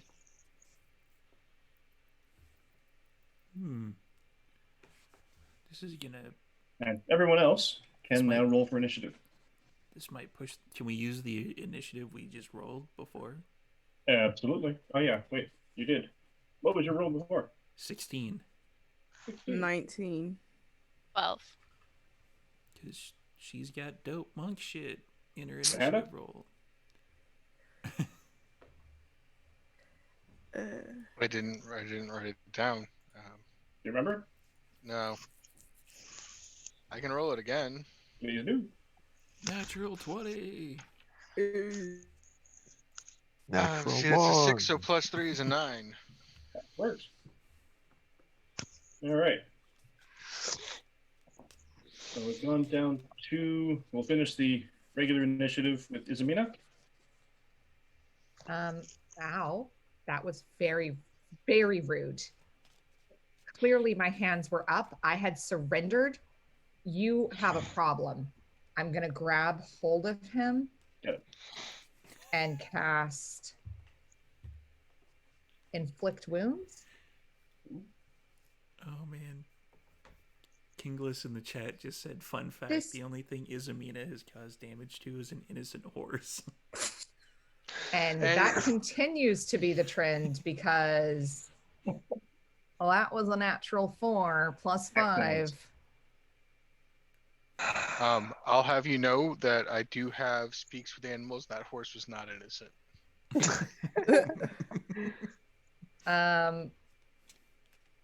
Yeah, I think that might be all I can do.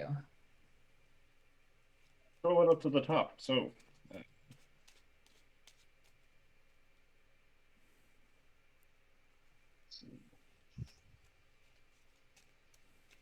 Duly noted is what they said in the chat. Adele. She is all A2. Have you betrayed me too? My best friend and my husband. I see. Uh-huh. Cat's double doghouse. Adele. There's light in this temple, right? Because I can't see anything. I'll move you back out. Yeah, it's daylight, so the courtyard is illuminated. All right, then I will use my movement and action to just try to get to them. How far? Do. So, All right, this is 15. You going have to a have you emitting light. 30 movement? Going to carry a torch. Yeah, Yeah, you should so be I'm able to at get to 20. like right near the corner-ish, I think. I can't see anything Right. anymore.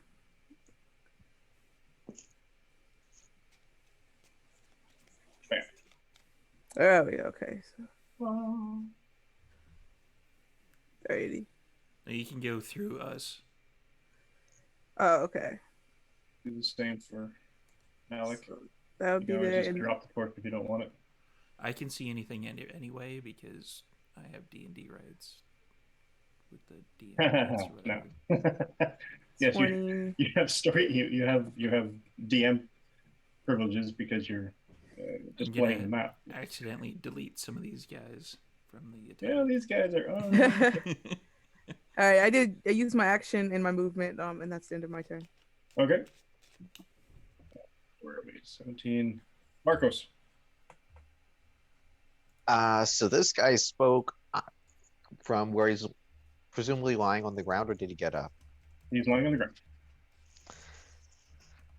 Still speaking infernal, I'm gonna look at him and go, the black spear says otherwise, and I'm gonna stab him through the face. Ooh. Since he's lying down, Yeah. that's advantage, right? It is advantage.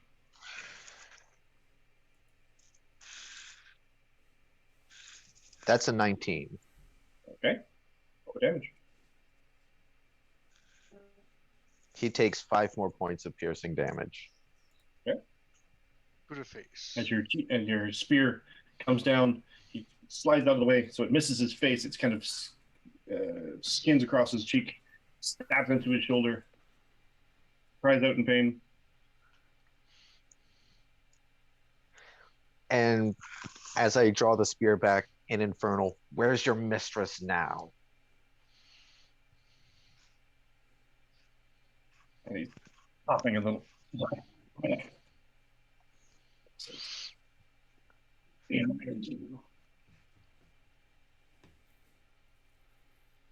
Malik. Malik is going to run, I guess, over to the thing. Like, how far can I get?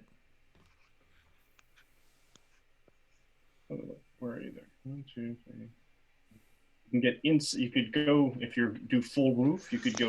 You can get smash through the door inside the room. That's what I'm doing. Kaboom! Just for kicks, give me a strength check. Really? Yes. It is a door. It has been shut. I mean, if you're going to rage, that gives you advantage. Yeah, I'll do that. Yeah. Just throwing it down. That is a 14. That's enough. It's not a sturdy door. I just wanted to see you roll 2 ones or something. It would be hilarious. All right. You smash open the door, and both Izamina and Marcos are startled, as well as the other dudes that are in here, to see a large, hulking red dragonborn with a gigantic hammer smashing through the door, knocks it right off its hinges. Oh. Rosen. Me now? Mm-hmm. Okay, so Rosenthal, excuse me. 5, 10,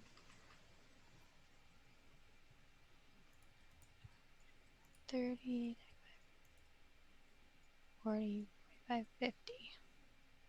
Wait, how much further? Oh, You're moving to 30, so you get another 10. yeah, I think that's as far as I can go. Yep. You know it. So you can now see, I think. Yeah, I can kind of see that they're. are. Malik should be illuminated now, so you can see on the inside. Yep. You see a bunch of movement. There's some combat, shouts, yells. Okay. That's as much as I can do this round. Clanging of steel. Mm.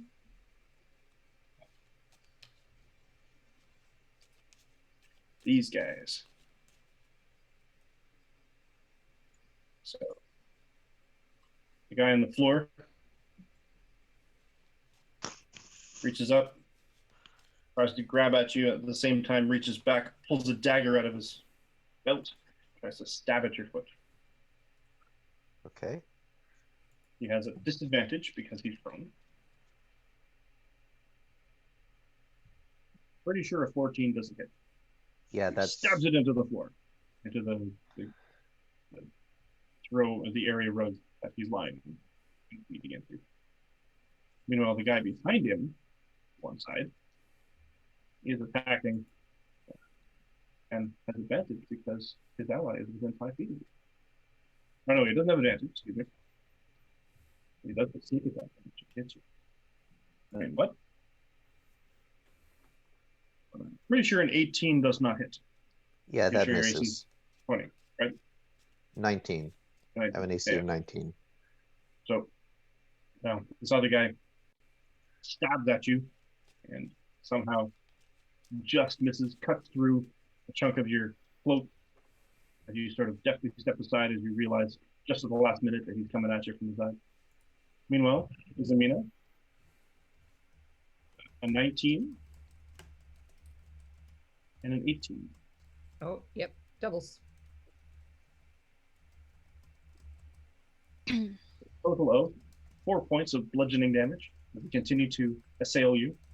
The last guy turns around, startled.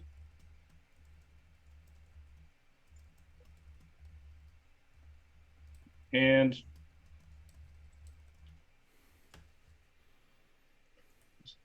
running at straight at Alec. Crazy. There. And he misses terribly. You're like, you almost sort of just bat him aside. And he comes running down the hall at you and kind of.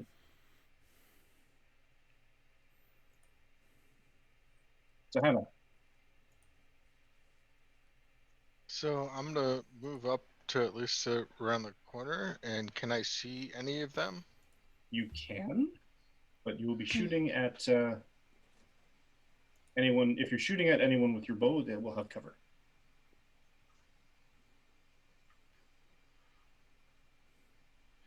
Because you're shooting past your friends. There's no way I can get enough movement that I can get a clean shot. Then I'm taking it. No, because you've got a big hulking dragonborn standing in the doorway. So no matter what you would shoot at, unless you get past him, everything in the room is going to have some kind of cover. Do I get a surprise or anything? Because they're not expecting arrows to be coming at them. Wouldn't really benefit you, but okay. Oh, so yeah, I'm gonna take a shot. Sure.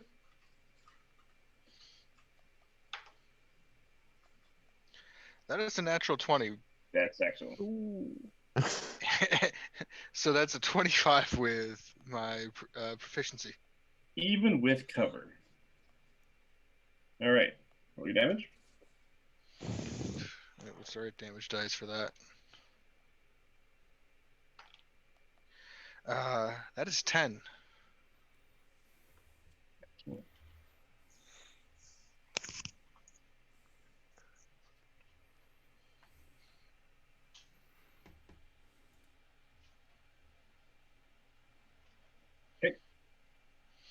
Malik, just as you sort of brush him aside, you almost feel a whoosh of air behind you as an arrow comes streaking out, basically almost like it's pointing straight down your arm. And it comes from behind you and it kind of just follows the line of your arm and the line of your hammer and right into the guy. Thanks for showing me where to shoot him. That way. Izamina. Okay.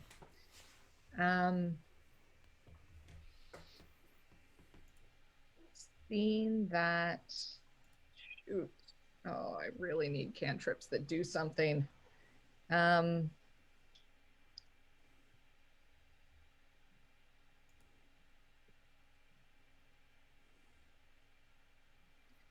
am going to grab out my mace and try to hit this guy that's in front of me.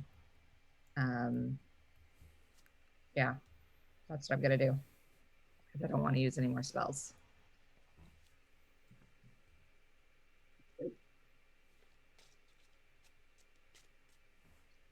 So what I've learned is that more dice are going to dice jail. Because that's like, I've rolled a lot of 3s tonight. So that's only a 5 to hit.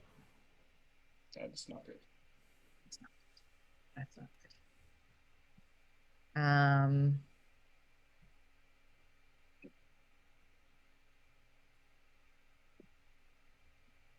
Yeah, that's my whole turn. That's all I can do. Nothing else? Okay. Zanel. All right. I will use my movement to go ahead and get in here and go right next door. Sure. Is this one in reach to me, or do I need to? All right, let's do it. I'm going to hit him with a short sword. Nice. Hopefully, 16. That's it. 7 damage, and then we'll go with an unarmed strike as my bonus action. Sure. Oh, natural 1. Or not.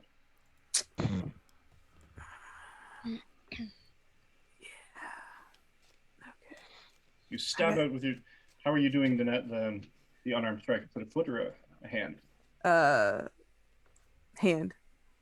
Strike out with your short sword, and you come through and you follow through, and something, I don't know, a tat or a piece of cloth, something you slip on, and you stumble out, but you manage to catch the outstretched maul for support, but not before you completely flub your throat. Your punch. I will end my turn in a disappointing fashion.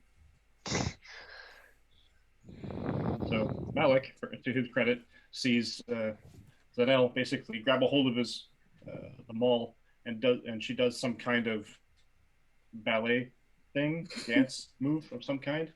Does this little weird twist thing. You're not sure. Marcos, you're up. Okay, I'm going. This damned fool on the ground is still not dead. So let's see what we can do about that. Murder hobos unite. 18. That's good. That's 6 piercing damage.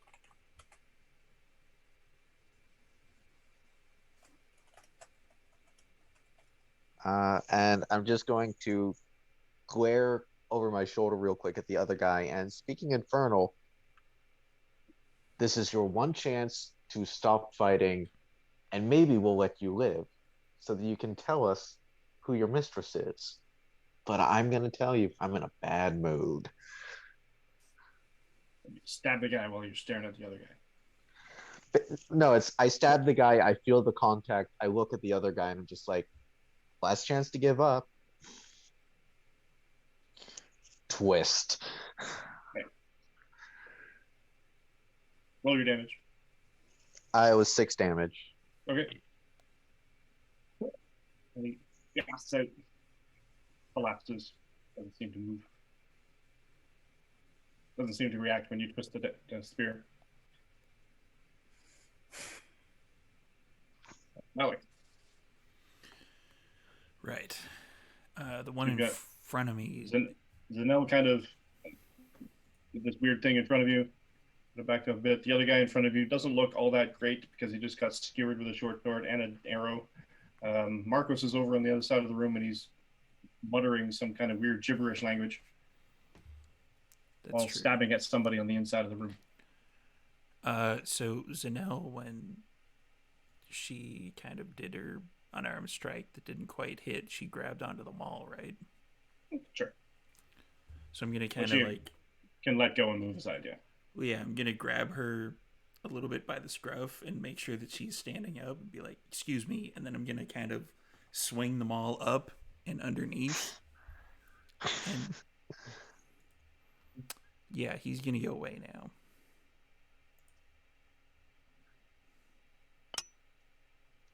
Or not. That is an 8. Or not. I'm just gonna Well, follow through with them all and just Your like concentration is yeah. on Zanel. You straighten her up and you take a swing, but he's already moved out of the way, and you kind of punch the maul into the concrete wall.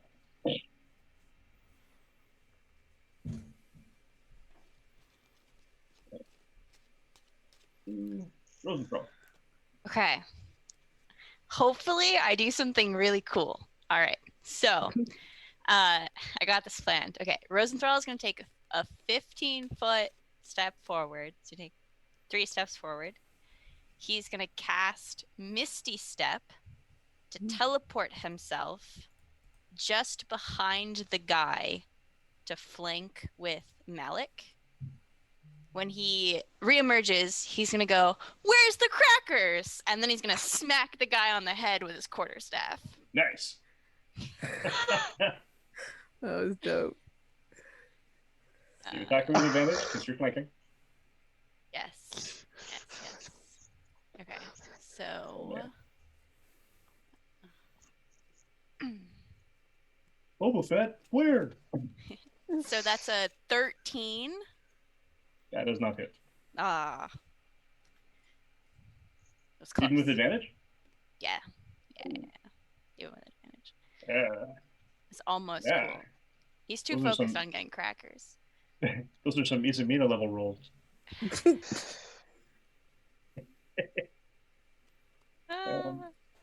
All in good fun.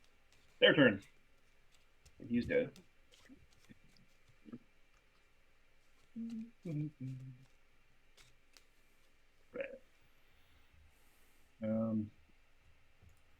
These guys. They're continuing their assault on Izamina with an 11 and 14. I don't think that hits. That's not enough. Right? You're a 15? I'm a 16. You're 16. You're fine. And the one on you, Marcos, misses with 8. And the poor guy in the middle of this cluster F, he's looking a lot more wild-eyed than he used to a minute ago. And he stabs out at Malik. 18? 18 would hit. 18 hit. He stabs you for 3 points of damage. Make me a saving throw versus poison. Or, excuse me, Constitution saving throw, please. I forgot what edition I was playing there. That is a 12. Okay. You feel it burning where it slashed across you. It's kind of like that, like lemon on a paper cut sort of feeling. It doesn't feel great, but doesn't seem to affect you. It's like when you go to put on hand sanitizer and you realize you cut yourself and you didn't know until after the hand sanitizer was on. It's that feeling. So Hannah. Yeah, so I'm gonna move up. Am I able to move up enough that I am that they no longer have cover? That I can shoot somebody without cover? No, because basically Malik is the thing providing them cover right now. So you'd have to basically I can get to about here though. Yep. Still. They have minimal cover. But you still got a hulking dragonborn in your way. All right. Well, we'll see what we can do with that. It ricochets it off the floor. Ba-toom. Do a trick shot.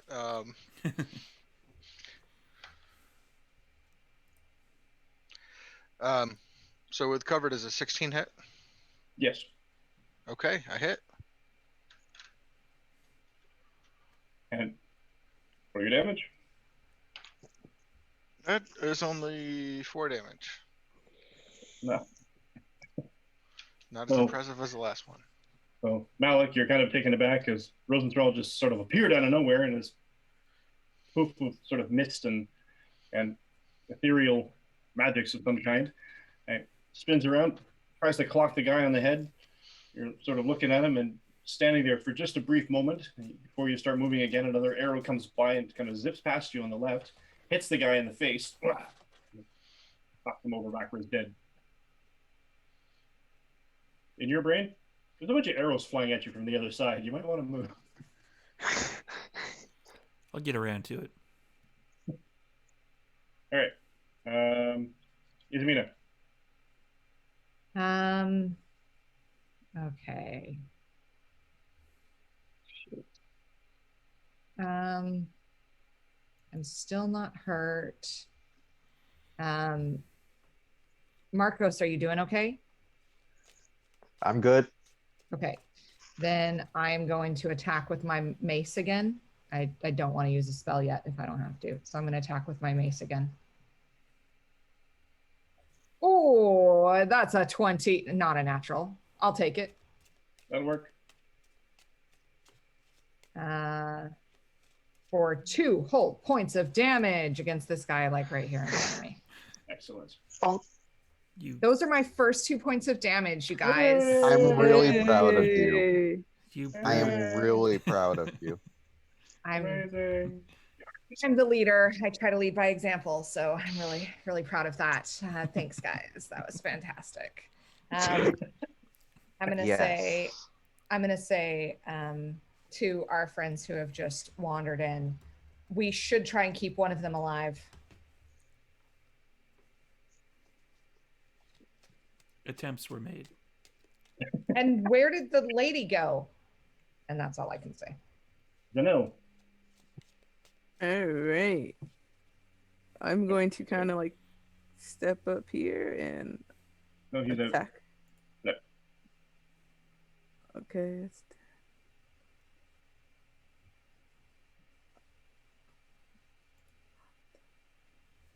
All right, I'll attack this one right here. All right.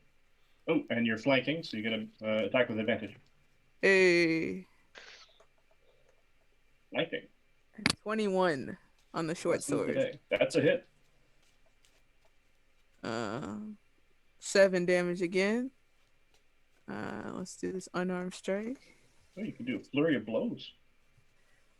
5, but that takes my key, you know. Your whole key So you're point? gonna use them for? A Your flurry. entire key point? I know Isamina's character person's not talking here. You don't use anything for us. 15 on the unarmed strike. Let's just That's meet it. in the fury and let's do an unarmed fury of blows. Right? Just All combine right, them. all right. I will use the fury blues. Let me see. Okay, I so mean, that it's just was an extra 1. attack. It's fine. Advantage roll. Yep. Oh, 13? 13 does not hit. See, wasn't even worth it. So roll Alright, your damage for the second one. I had 4 damage. Nice. Now And comes in, stab, and then a bunch of things, but you're still getting used to this whole roundhouse kick. You need to go back and train with that Charlie fellow. Really good at And roundhouse kicks. that's the end of my turn.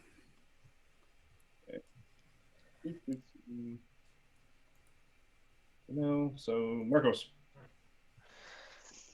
I'm going to turn around and knowing that we want one of them alive, I'm not going to stab this guy. I'm just going to bash him with my shield really hard. Cool. So I'm kind of doing like a turn around and just shield charge into him. All right. Make me Turn around. an attack with your strength bonus. D20 with your strength bonus. Okay, so like an unarmed strike? Yeah, but you're not proficient. Okay. No, strength plus proficient. or just straight strength Just bonus? strength. You're not proficient with using your shield as a weapon. Okay. So roll a d20.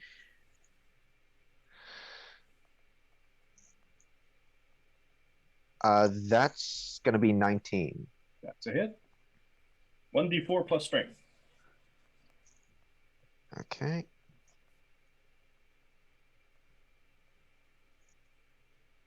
Four damage. Okay.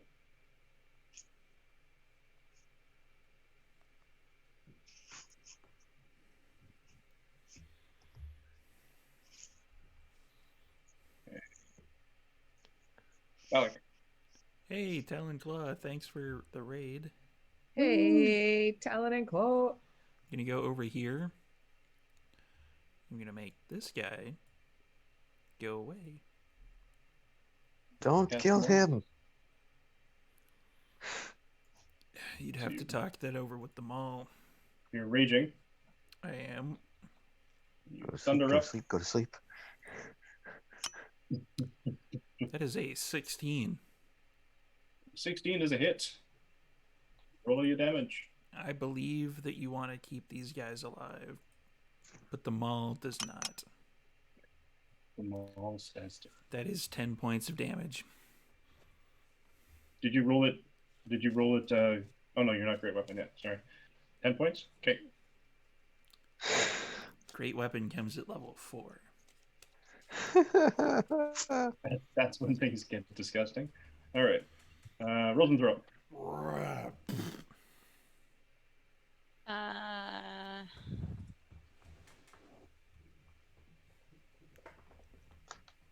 Yeah, let's cast Chromatic Orb.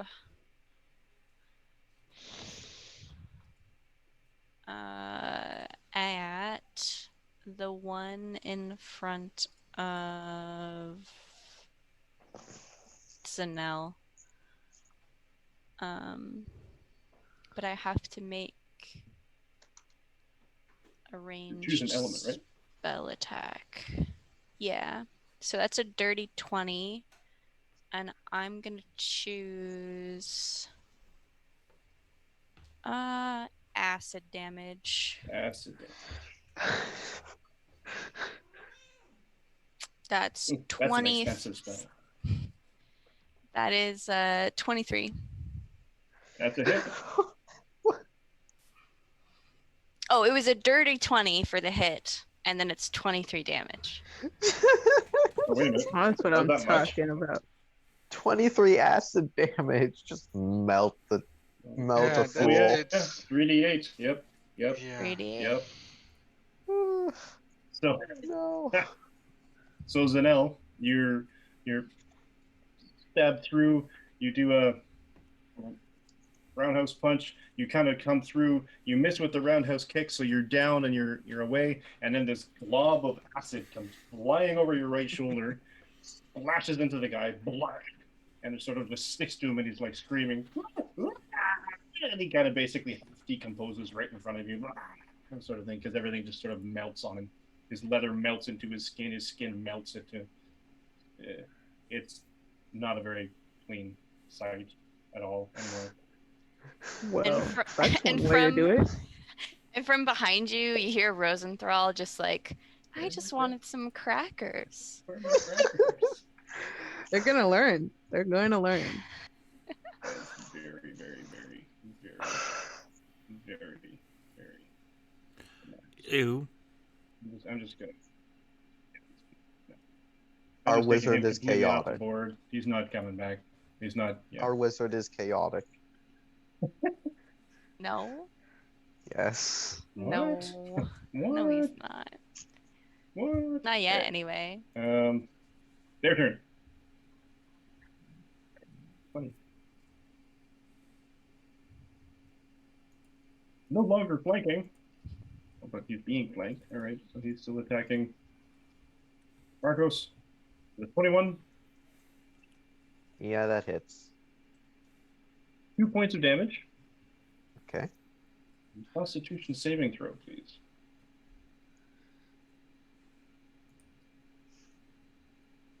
Constitution. 18. That's enough. And an 18 on Izamina for another 2 points of damage. This guy just determined to knock you out with this club. Yeah, 2 more points. Ring, ring. And Hannah. Okay, I'm gonna finally move up, and I think I can actually make it into the room at this point. Yes, you can. Is there anybody I can shoot with a clean There's shot? Not a clean shot, though. Not a clean Still shot. technically have cover. You're shooting past your friend. Okay. How many are left up? 2. 2. We only need 1, right? Mm-hmm. All right. How many does it take to deliver a message? 1.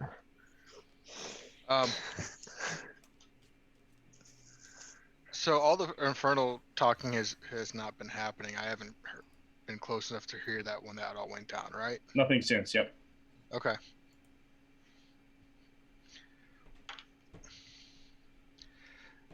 That is a 21. That's a hit. One of these motherfuckers is losing a kneecap right now. Which one? I would say probably the closest one to me. Straight line is the one to the Zanel. Or sorry, the Okay. one attacking Izamina. I'm moving into the room. I can't see any of them still on the map.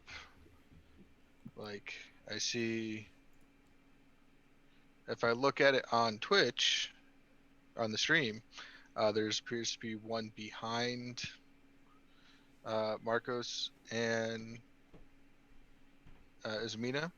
So that's probably not the one I'm shooting at, Thanks. since they seem the furthest away. So the next closer one to me, Sure. and that's 9 damage to his kneecap. Excellent. He used to be an adventurer. But he takes an arrow to the knee. Yes, exactly. And a maul to the side of the head. So after being clobbered by them all, because this is all like within 6 seconds of real time, he kind of was reeling, and he bends down just as you're like, yeah, I've got that knee. I'm going to wound him. I'm going to wing him. We're going to be able to question him. And you shoot the arrow, and he bends down just far enough, and you hit him right in the neck.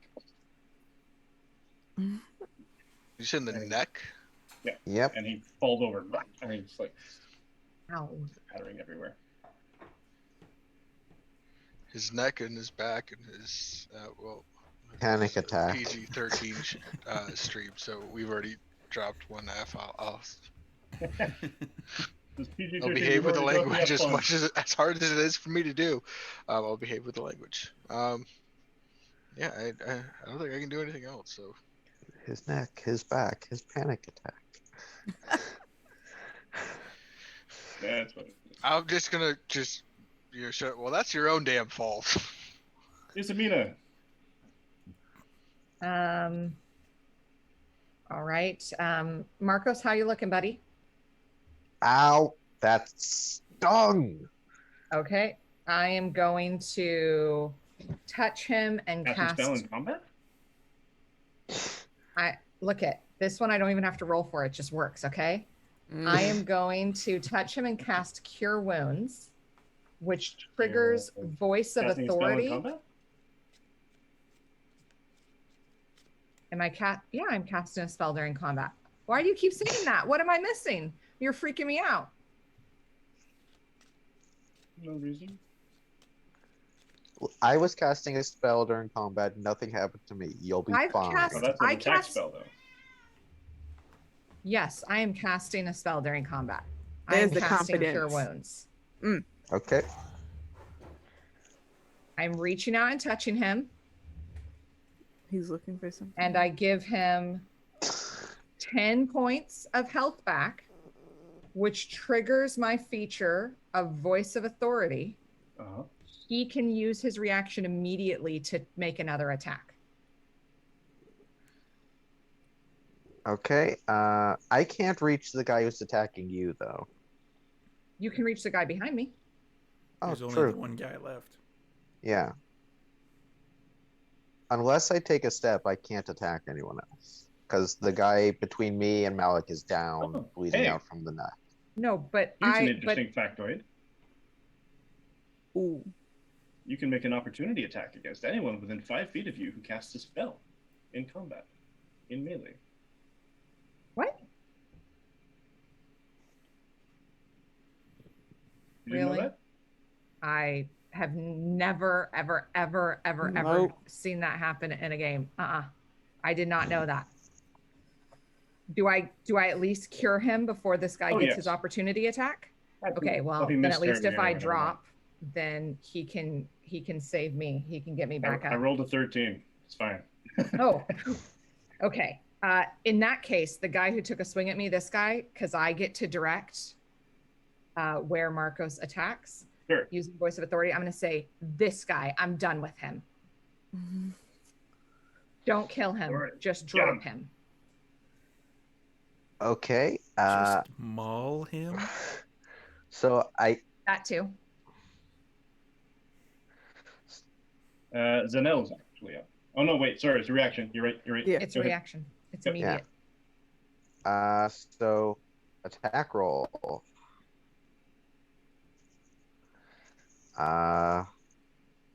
Turning around, closest thing I can lash out with is the spear, so I'm just striking low with the spear.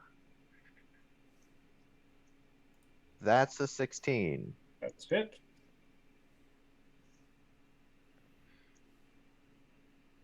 For 6 damage. Okay. Not looking good. I used to be an adventurer, then I took a spear in the nuts. Zanel. All right. I will. Can I like slide past them? Yeah, you could sneak. You could move into melee range by kind of stepping past your comrades. Yeah, I'm happy to flatten up against the wall. I will attack this one. Does it look like he looked like he's pretty damaged? Like he might. It's looking pretty beat up. All right, then I'll use the short sword. Grab the limb. No, don't kill. He looks mostly dead, so I'll just stab him. It's fine. I mean, I was gonna use theoretically, the- you like could the even move a Blunt little end bit of the further sword. along and be on the other side of him from Izamina and then get advantage. Say less. You're still within that 5-foot range. You're not leaving it, so he's not actually able to opportunity attack And you. I got. Well, I guess I can roll with advantage. See if I got a 20. No. Yep. Go crit fishing. 20 on the short sword hit, but I'm not trying to kill him. Okay. With 5 damage. That's enough. So you smack him with the blunt of the blade? Yeah. Is he still up? And he looks very, very not happy. He's looking a little worse for wear. Y'all want me to hit him again, or are we cool with this? This state, he seems pretty good. What are you doing? We want to I hit him again. I hit him with the unarmed strike. Let's roll another one. Nope. I got 13. 13 is my highest. 13 is not quite enough. Okay.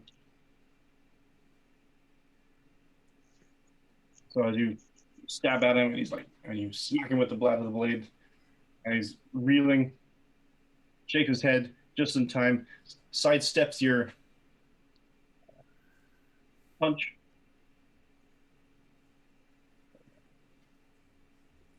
Marcos. I did that on purpose. I didn't want to kill him. Yeah.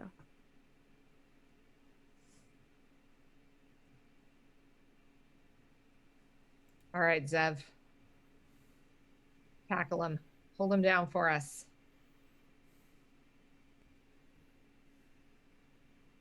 Marcos? Zev? Yep. Hello. It's possible his headphones died and he hasn't realized it yet. Oh. Yeah. Yeah, we should ping him in the Zoom meeting. It's your Yes. turn. Okay, I'm going to shield rush him.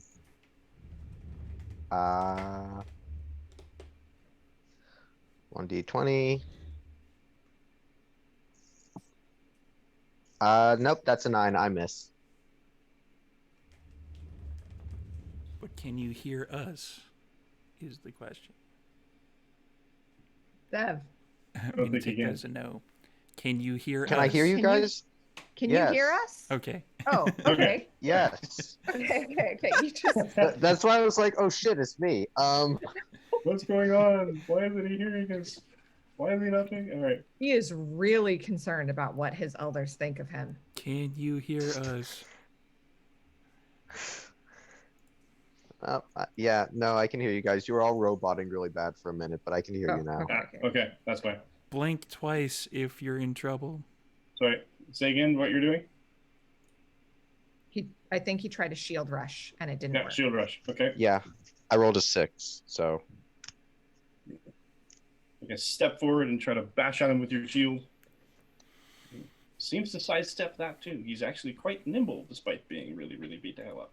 Malik, How beat the hell up does he look? doesn't look great. He could always be more. On Just a scale, on a Scale of scale from balls 1 to of- 19, how bad does he look beat up? On a scale Oh, of 1 to no. Maul, Don't you dare. on a scale of punch to Maul, Don't you doesn't dare. look great. I'm gonna intimidate him and just be like, sit down, Okay. stop moving. Reaction thaumaturgy. Boom. That is an 8. I'm guessing he's not intimidated.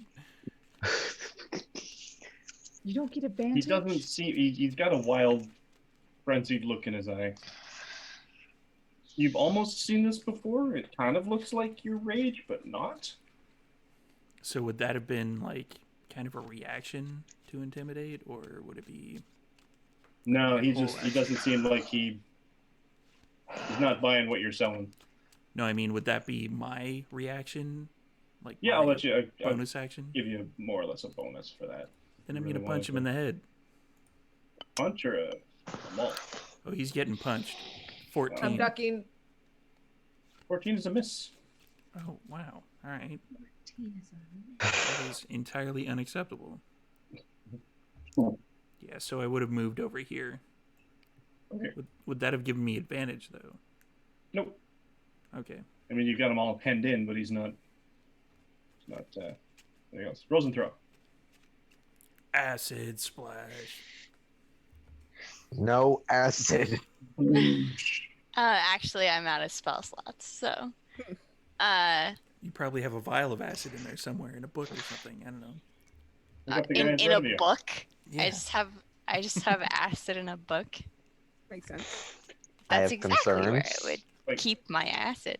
Instead of a Dillinger, grab, you grab just the guy have- in front of you and sort of flick him over to the other guy like a spatula. Incidental acid damage. Wait, hang on. Can I do that? Wait, I might. Wait. Oh no. I would give you Incidental acid an damage. athletics test, and it would be quite high as a DC. But if you manage to do it, I would I allow believe it. in you. I'm I just believe saying, in- I'm allied with the person who just turned one of their allies into like a big puddle of goo on the floor. So my intimidation check probably should have worked a little better. Well, I mean, maybe you should have rolled a little better. Most likely. No. See, the unfortunate part is I have a strength of 8. Yeah. So I'm immediately If you roll a natural 20, I'll let it go. neg. I'm not putting that much. I believe in you. This is into it. that. This is it. It all comes down to this rule. Look, the worst that happens is you fall into your own acid. The worst Exactly. that happens is she kills me. That's perfectly fine. It's totally Okay. like She'll survive Fair. her own damage. I won't. Imagine. the balance I is am there. missing so many hit points.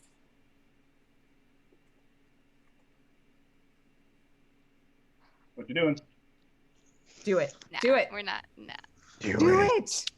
No. Everybody's goading you with the flipping the acid glob like a pancake.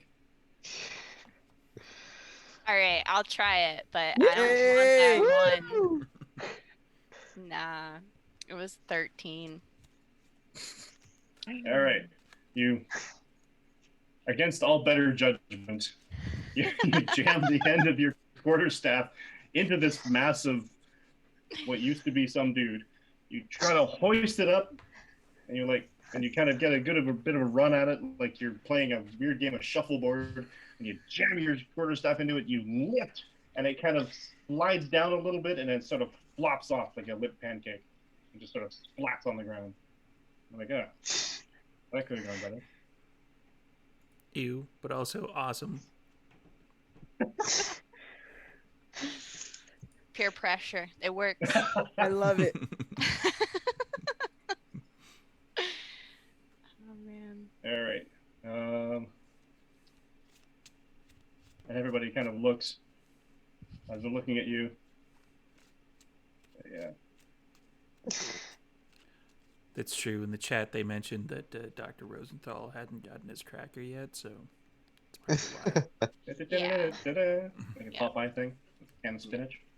Yeah, we should keep crackers on hand just in case. Yeah. Rosenthal wasn't hangry enough. Yeah, Or he two, is pretty yeah. hangry.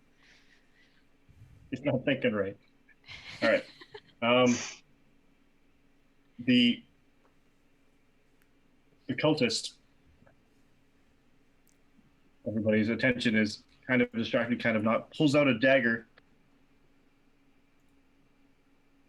She'll get you all. He snarls in Infernal and stabs himself in the chest. No. Spare the dying. Oh! Counterspell. Now. Exactly. Spare the dying. Do I need to make a saving throw? That is a counterspell It's against one dagger. touch Actually a thing. instant. The second he goes unconscious, when he has 0 hit points, the second he drops, I cast Spare the Dying. And I'm going to grab the dagger and toss it aside. That's all it does. Look at that. All right. And Rosenthal is like poking the acid with his quarterstaff, like trying to figure out where he went wrong.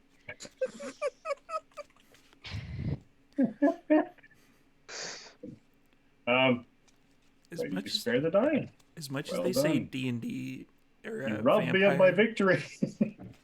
as much as they say vampire is like brutal and kind of like blood and gore and guts and stuff, we just splashed a guy with acid until he died.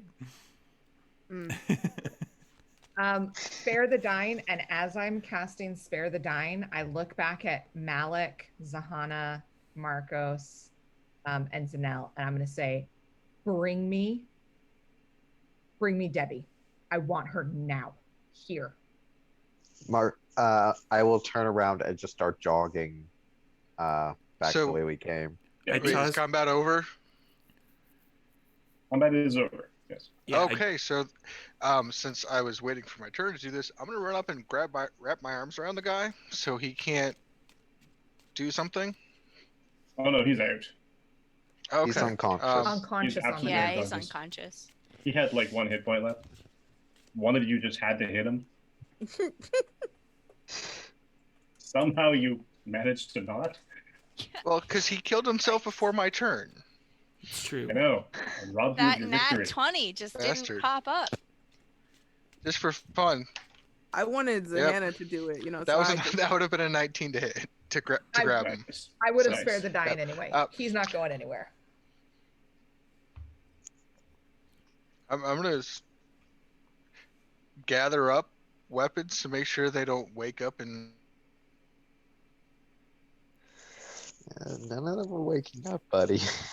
Right. Now, who's running to get who now? I am. I'll go with Mark- you. Get. I want Debbie. Marcos and Zanel. To get who? To get The priest to get Debbie, the priestess. Misha Debbie. Priestess? Misha. Misha Debbie. Misha Debbie. Oh yeah, okay. All right. You're splitting the party again. I mean, what? Yeah, I'm I gonna mean, go. go with- I ahead. will kill this cleric if I have to. Yes, you're in. So You're in. I'm just trying to confirm. Marcos and Zanel are going to get Misha. We Yep. lost Zach.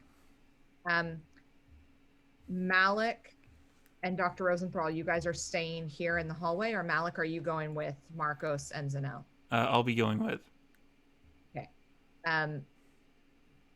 I will look to Dr. Rosenthal and I'll say we should search their bodies and see if we can find any clues. Okay. So I'll help her search the bodies. Him. I apologize. Yes, of course. Him. I will help. Hey, I think Jackie's that's the first character, time it's Dr. happened. Rosenthal, a male. Yeah. Yeah, that's. Mhm. I apologize. That's on me. No, that's okay. That's a 25 investigation. Wow, that's a lot. That.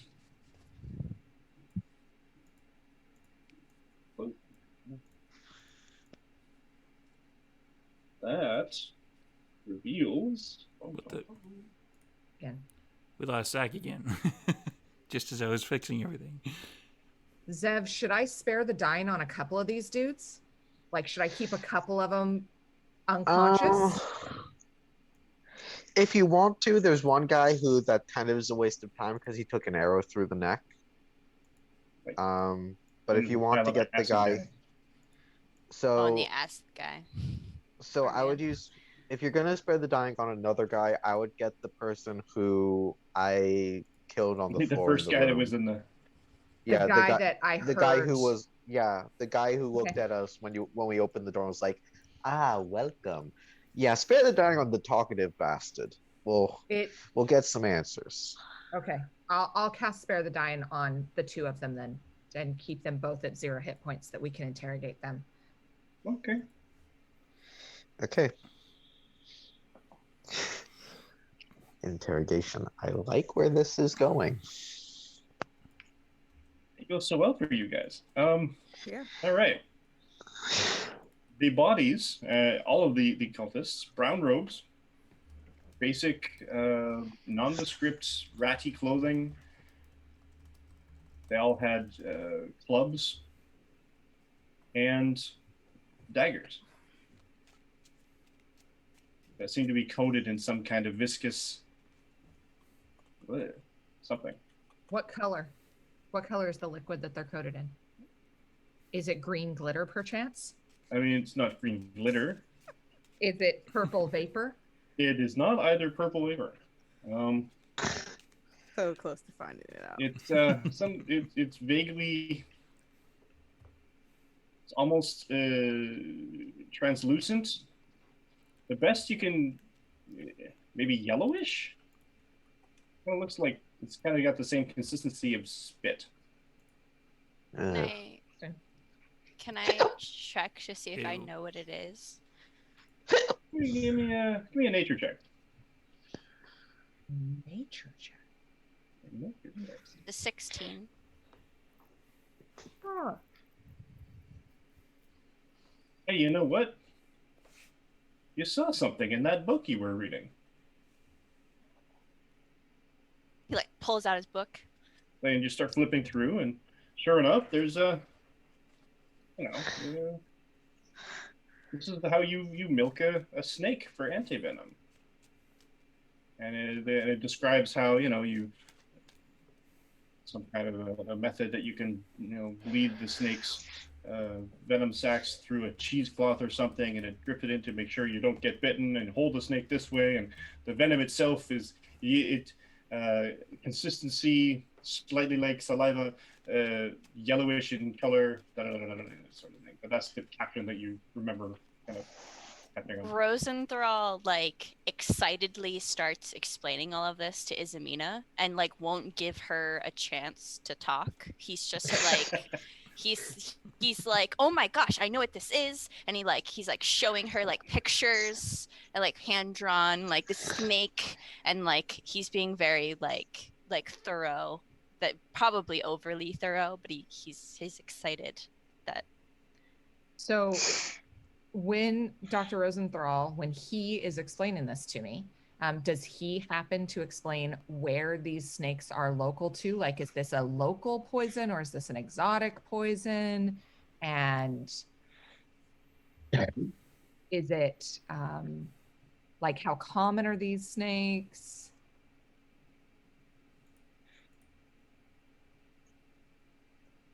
Mike. Mm-hmm. Mike, sorry. Yeah, sorry. It doesn't go that far. It's more sort of the basic description of if you encounter a venomous, and it doesn't really give you I mean, there's a couple of local venomous snakes, but I mean, logistically, there's 5 daggers. Each one seems to have been coated in some degree of this slightly viscous spittle. That's a lot of snakes. Or, in theory, one big snake.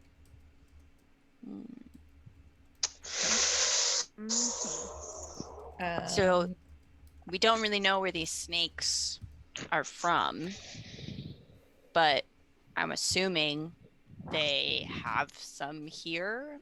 Like, where else are they going to get this venom from? Yep.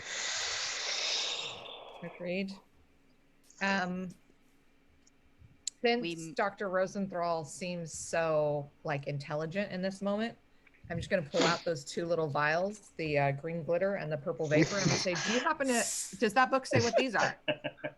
And he grabs them and he'll make a check on them. Give me Arcana. Dun, dun, dun. So that's a 19. Oh. Do you want me to make 2, one for each of them, or just the one? Yeah. Okay. So 19 for the, let's say, green glitter one. And then a 21 for the... Well, okay. I'm a wizard, guys! Look at you doing wizardy shit. I mean, potions themselves You're a wizard, Harry. Are unique to the alchemist, in a sense, where you could make 3 different. It's not like a video game where you basically go, this red potion is always going to be healing, this blue potion is always going to be mana. Okay. Not quite. I mean, everybody has their own flair, their own unique mixtures. But generally, they kind of lean in mostly the same direction. Like, one might have cloves, and this particular combination of herbs mixed with this particular combination of slight magical ingredients or some kind of weird monster body parts would usually lean towards this direction of kind of potion. And the green glittery one, I mean, smells of cloves. It's got green glittery. It's slightly viscous. It's you had to guess, might be something like, I don't know, feather fall or some kind of movement thing. You're not quite sure. Spider climb could be a haste, for all you know. It's some kind of affecting, because it's just that piquant of herbs that you're smelling, that it's sort of like, oh, you know, it kind of reminds me of this. The other one, you're not quite sure. Mysterious. 21 wasn't enough. So Rosenthal will basically explain everything with the green one, and then very excitedly. Yeah, very excitedly, like, oh, I definitely know this. And then the purple one, he's gonna stare at it, and he's gonna be like, this one just escapes me. I think it's the color. It's just a little off-putting. I don't know. Maybe we should bring it to a potion maker. Okay. Put them back in the pouch with the red one. that I have been assuming is health, although now I'm not totally convinced. We're going to find out when I go to chug it in a couple of games. Hey. I have concerns all over again. I love this idea. I mean, what? Why would you possibly experiment with potions? What could possibly go wrong? Thing. Exactly. Rosenthal is gonna he's gonna kind of rip off some cloth, and he's gonna wrap one of the daggers in like a few layers of cloth to keep because he doesn't have any vials or anything on him to that way he can analyze. What else is everyone else doing? I'm leading the charge to go get the priestess. Yes, you guys are there. You guys are running Yep. off to do that. I crashed as it was happening, so I don't know if it came through, but my plan was to grab one of the daggers on the way to confronting the priestess, Sure. so that I would have one to be like, does this look familiar? Okay. And Malik is with you guys. Correct. There. So who's all left in this room? Just Izamina and Rosenthal. Rosenthal. Yeah. Yep. And the two stable dudes. And the two stable dudes. Malik, you hit over 100 damage. Yay! Yay. Are you guys doing anything else in this area?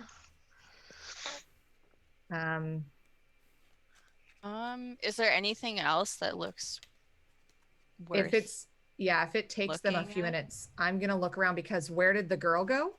I want to look around. Is there like a secret? Is there a secret exit? I'm gonna lift Maybe up an those investigation check. rugs.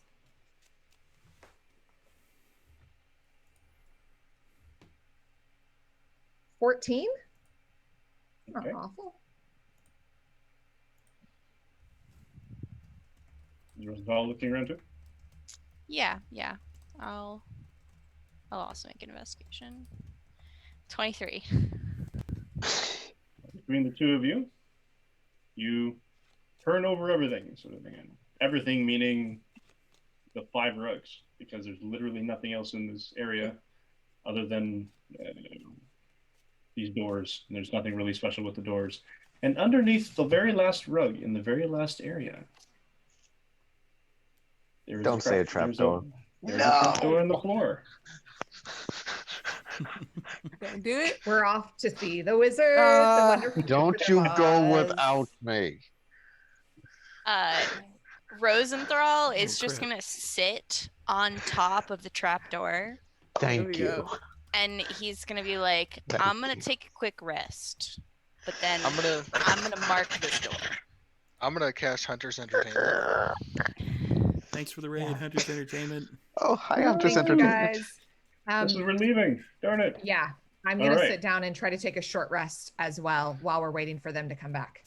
Okay. We'll skip to them for just a moment. And you guys hustle back double time to the room that you saw her go through. And she- Firm knock on the door. In the door, there is no answer.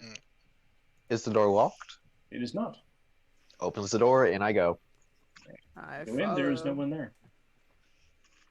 I go through is it one room or is there like another room? There is another door. I go to that door. Firm knock. Also no answer. Is that door locked? It is not. I open that door. I'm Okay. checking rugs along the way, by the way. Just throwing them up, ripping them off the ground. Just in case. Is there a rug in this room?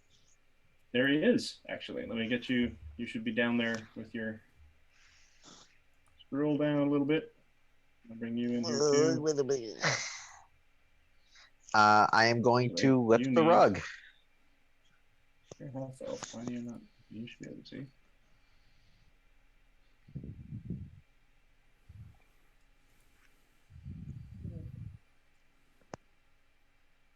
Okay.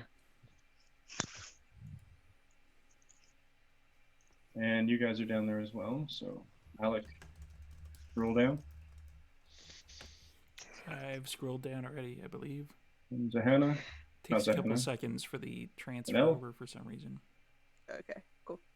And yes, there is a rug in the bottom corner of the room. Flip it over. In fact, it also has a trapdoor. I'm just going And there is to. a door in the north of the room as well. I'm gonna go poke my head through that door. Yeah. Okay, let me just do a quick. Gonna fix here. grab his ankles and dip him in like a. No, I'm not going through the trapdoor. I'm going through the other. Let us know if you see anything.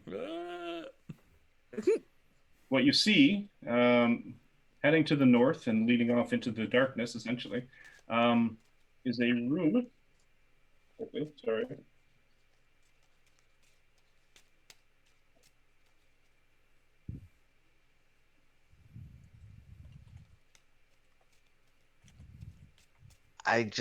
I glower at this corridor. I glance over my shoulder, and point at Malik. Okay. Watch that hole in the floor, and then I look at Zahana. Come with me, and I just stalk forward into the corridor, muttering. It's a large hall. There's a gleaming white tile floor and a series of alcoves along the east wall. Each alcove is lined with black velvet to highlight the beautiful golden items there. And there are 1, 2, 3, 4, 5, 6, 7, 8, 10 statues, basically surrounded by black velvet. Each one is a gold statue of some kind of vegetable. How Stop big are finding these? exciting things. Stop fighting exciting things because we're gonna have to stop soon, and I need to know what We they have to are stop. before next week. So, Oh, you're not gonna. How big are these? Are we talking like human-sized statues? Or are we No, talking like? they're big arm? chunks. They're very like- large, solid chunks of gold. But you said they were vegetables, right? But they're Yeah, they're like basically vegetables the size of our heads. there's a very large carrot, a stalk of wheat, a potato, a cluster of oats. These are basically all sort of golden representations or representations of vegetables made of gold. So I'm they feeling paid, a powerful temptation to burn this whole entire town down. they paid an artisan Um, to make I a potato sculpture out of gold. Think about that for a minute. okay. Let me rephrase my question. Are these too big for a hand or too They big are for not. two hands? You can, in fact, pick them up. They There we are go. small. I'll probably take something that's going to be easier to carry, like a Do carrot. I see him going to grab one of these chunks? You can. I mean, I'm not being stealthy about it. As soon as I see you do that, the spear just swings down across to bar your path. I am going to growl an infernal evidence. Responding in infernal. What kind of evidence is a totem to fruit? They were That's lying. greed. Leave it where it is. It's greed on their part. They were lying to us. Come through. And it's greed on your part to take it. This is to show Leave the it where others. it is. Leave it where it is, or I swear I will have the Dragonborn sit on you. Do you want to drag all the others back through here, or just bring one thing back to show them? What makes I'm more sure sense? they're going to want to see this all anyway. This whole conversation is happening in Infernal. Yes. Leave the statues where they are. And in fact, why don't you go back out there and you can keep the Dragonborn company? I'm gonna drop it on the ground and not put it back where it's supposed to be. Like whatever. I will put it back where it's supposed to be, and I'm going to switch to Celestial, look up at the ceiling, and just mutter, on behalf of Vathris, I want to apologize for my traveling companions. I'm working on it. I'm sorry. It's a very simple.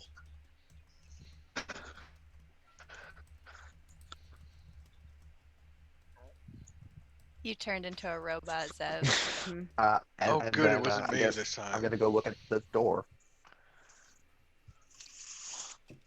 Which door? What? Oh no, you guys all froze for me. Not from our perspective. No, we're fine. Oh, that's you that froze, and you're. I kind of can attest to someone whose internet is crappy. Cox is a horrible internet provider, by the way, for anybody watching at home. There goes the Cox sponsorship. Good job, Zach. yeah, I'm sure they're going to sponsor anyways. Oh, Zev's out. Whenever, as I've learned, when everybody else is freezing, you're the one that's frozen. Fair.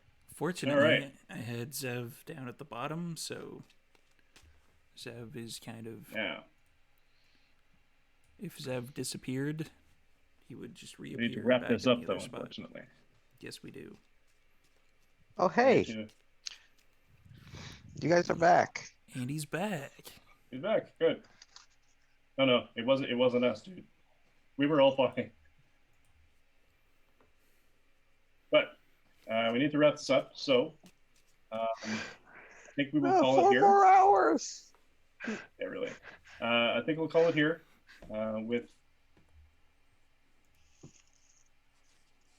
Rosenthal and Izamina in the prayer chamber, where they are standing watch over Washroom. 2 fallen cultists and a trapdoor that leads down into darkness. And at the same time, Zahana and Marcos have walked into a white marble hallway and fumbled around with a couple of golden idols of shaped like parts of a harvest in a way, and which leaving Malik and Zanel to guard yet another trapdoor in the priestess's chamber, or at least the chamber you figure she went into, because she didn't come back out of the one that she went in. You followed her in here. There's another trapdoor leading into darkness. Stay tuned for what will happen next. But let's call it here. So let's do a quick little round table. Back around to people, and we'll start, I guess, at the bottom and work our way back up. Zach. Hi, I'm Zachary Naldret. He, him. I can be found on the interwebs, really just on Twitter, because I don't use it anywhere else. I don't do anything else really. As at Zach Rules, it's below me right now. It might change by the time you, but things happen. I publish some community content, which you will be able to see if you go to my Twitter. Sometime it'll pop up below my face. It'll be okay. You'll see it. It's at Zach Rules. I put it in the And chat. It's good. And I also stream on Saturday nights with Vorpal Tales, 8 p.m. Eastern. I don't know time conversions, and I live in a different time zone, and I get it wrong half the time when I try to convert it. We are currently on going to be doing part 2 of a necrobiotic jumpstart. It is on Kickstarter right now, so if you want to check that out. I'm not getting paid to say that, so you can do that. All right. Zev. Hi, I'm Zev. I play, well, no, you know who I play. You can find me on YouTube and Twitter as Vukari Gaming. And you can find me this coming Sunday over at 5 Foot Square here on Twitch. We are wrapping up our current mission with probably a total party kill. So yay. I wouldn't go that far yet. Jacqueline. Hi, I'm Jacqueline. You can find me on Twitter at It's Gingivitis7. You can also find me on Twitch at It's Kakelia. I also have a Patreon That's also It's Cacilia, where I post some pixel art stuff that I've made and really terrible magic item ideas. And I'm working on writing up some of my homebrew stuff as well, but that's going slow. And if you ever want to talk about TTRPGs, just hit me up on Twitter. Awesome. Jazz. Jazz, she, her. You can find me really only on Twitter at Zulmain with 2 E's. That's really it. Sarah. Hi, I'm Sarah. You can find me on Twitter at smorad, and I will be DMing a game for Mike to play in, and some of his friends. I think we're planning on streaming here on Vancouver by Night. In just a few more weeks, we'll be getting started, and thank you to D&D Beyond for sponsoring my high school club. You guys rock. And happy late day against homophobia, transphobia, and biphobia, everybody. Ooh. Yay. And Steve. Hey, I'm Steve. I am the storyteller here in Vancouver by Night. Usually we're actually just picking up the Vancouver by Night Adjacent is coming back this week, so we're going to be doing the Saturday Takeover. We start at noon PST, and we go through the entire day, ending off with... ordinarily, we'd be ending off with Rolling These 20s and their Philly by Night game, but they're going to be probably raiding into another game, and then another game, and there's a bunch of New Zealand games that are all part of it now that's probably going to end at about 2 or 3 in the morning at PST. So yeah, there's a little bit of everything. So yeah, join us for that. And there's the D&D game. It's going to be started by Sarah on Sundays at some point, and come back here next week for some more D and or D. And I am your Dungeon Master, Mike. You can catch my pre and hopefully post-COVID cosplay adventures at Canadian Captain America on Instagram, CDN Cap America on Twitter. I play a vampire in the Vancouver by Night Twitch stream starting at noon, if I remember correctly. At which point then we're transitioning into the adjacent game, at which point then we transition into another game, and etc. As my fantastic storyteller described, on Tuesdays, here I am. This is me.